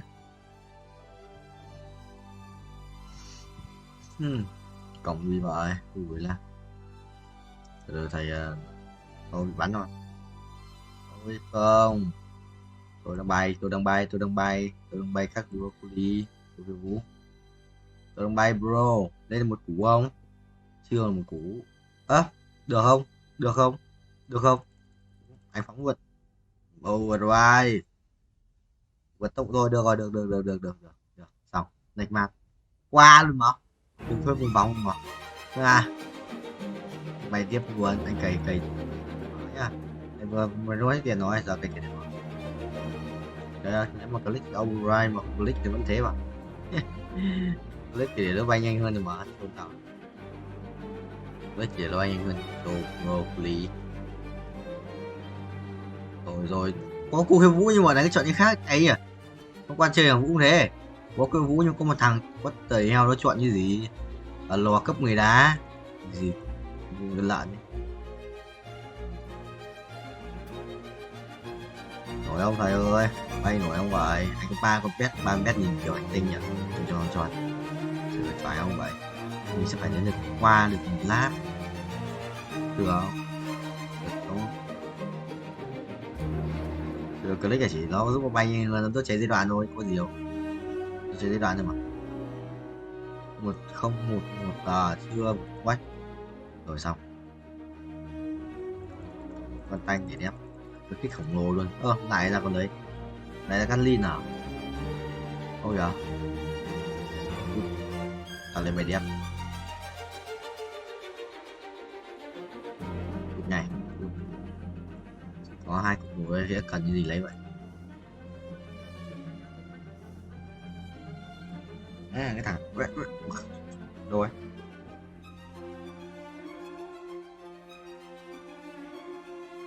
Đâu mà dám với.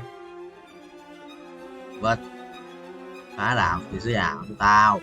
Binh chilling. Chuẩn không vậy? Chuẩn nói. Ai à, nguy hiểm xảy ra trên một ban ra 2 đồ. Ăn uống đầy đủ. Thôi mày đi. Uống đầy đủ xong. Anh có rất nhiều cái chỗ ăn.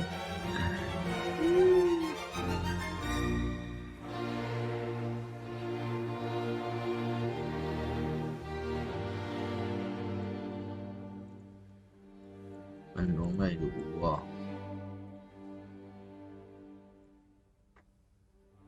Ăn uống đầy đủ.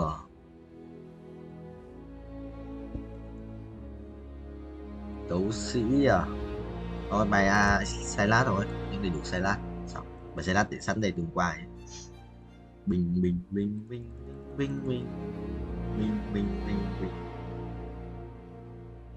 Let's go broccoli. Đây tôi sẽ nhận thấy nó 1,2 triệu rồi. Mở trứng 1 triệu không?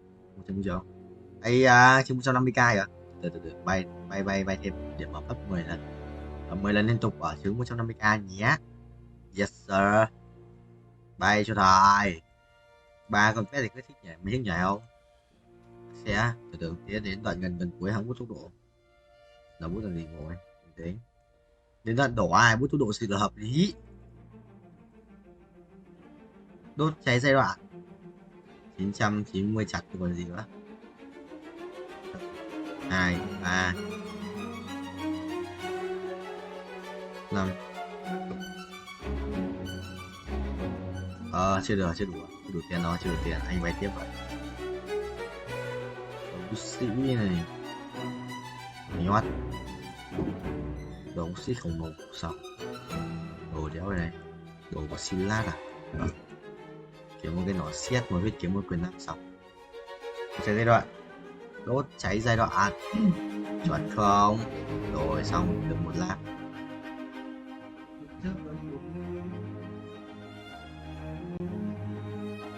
Bao giờ? À, sao lại ông bia chôn à? Tại ông bia gặp mấy cái ông là bà đánh cờ cùng đấy á? Sao Càn Long gì? À ý là Càn Long về đây luôn rồi gì?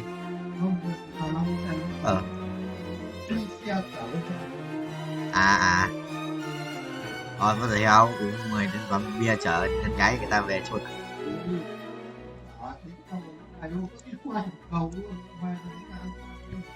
Đang say mà em. Quý quá quý.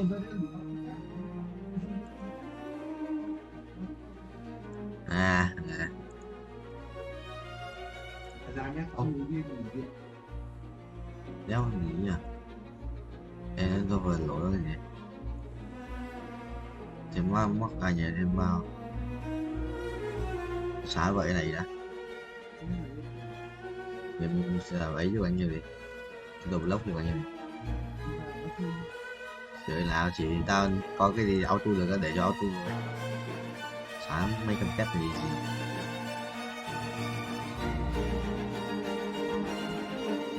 Này 7 phút ngày auto.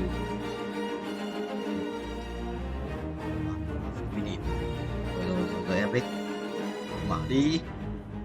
Dạ, về phút ban nào càng lâu thì càng tốt. Càng lâu anh càng thích. 5 cái ngoài 1, 2, 3 cái 45 giờ ra hết 1, 2 không phải tôi được nó ra reo rồi nó reo luôn rồi thôi bây giờ chạy tiếp anh ta bay tiếp được biết sao nhỉ chấm rồi để máu kìa em quan tâm anh sẽ bay tiếp kiếm tiền ở trong khi đấy anh sẽ xóa bằng biết gì chưa xóa được trốn đi chợ phải không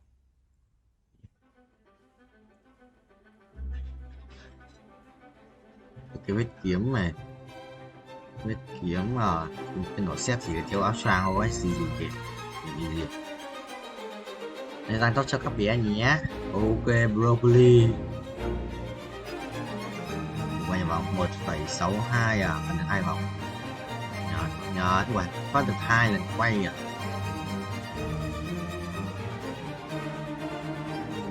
để reboot thì mới được bây giờ.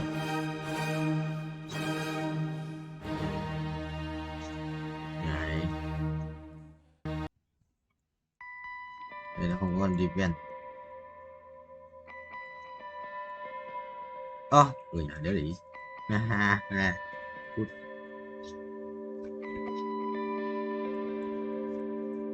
Muốn đấu sĩ ở binh hơn đấy. Đấu sĩ để chậm ra một chút kinh nhé. 62 hết đỡ 6 lít kiếm tiền sẽ nhanh mà. Sao xóa pet đi mà. Để xem tôi xóa pet rác rưởi. Không có tiền để gai lép cái này mới chứ. Rồi bay này 120 rồi sắp được bay được một cái rồi nè. Bay một cái tôi thắng này lần thua mà chiến thắng vậy thắng chi bro broccoli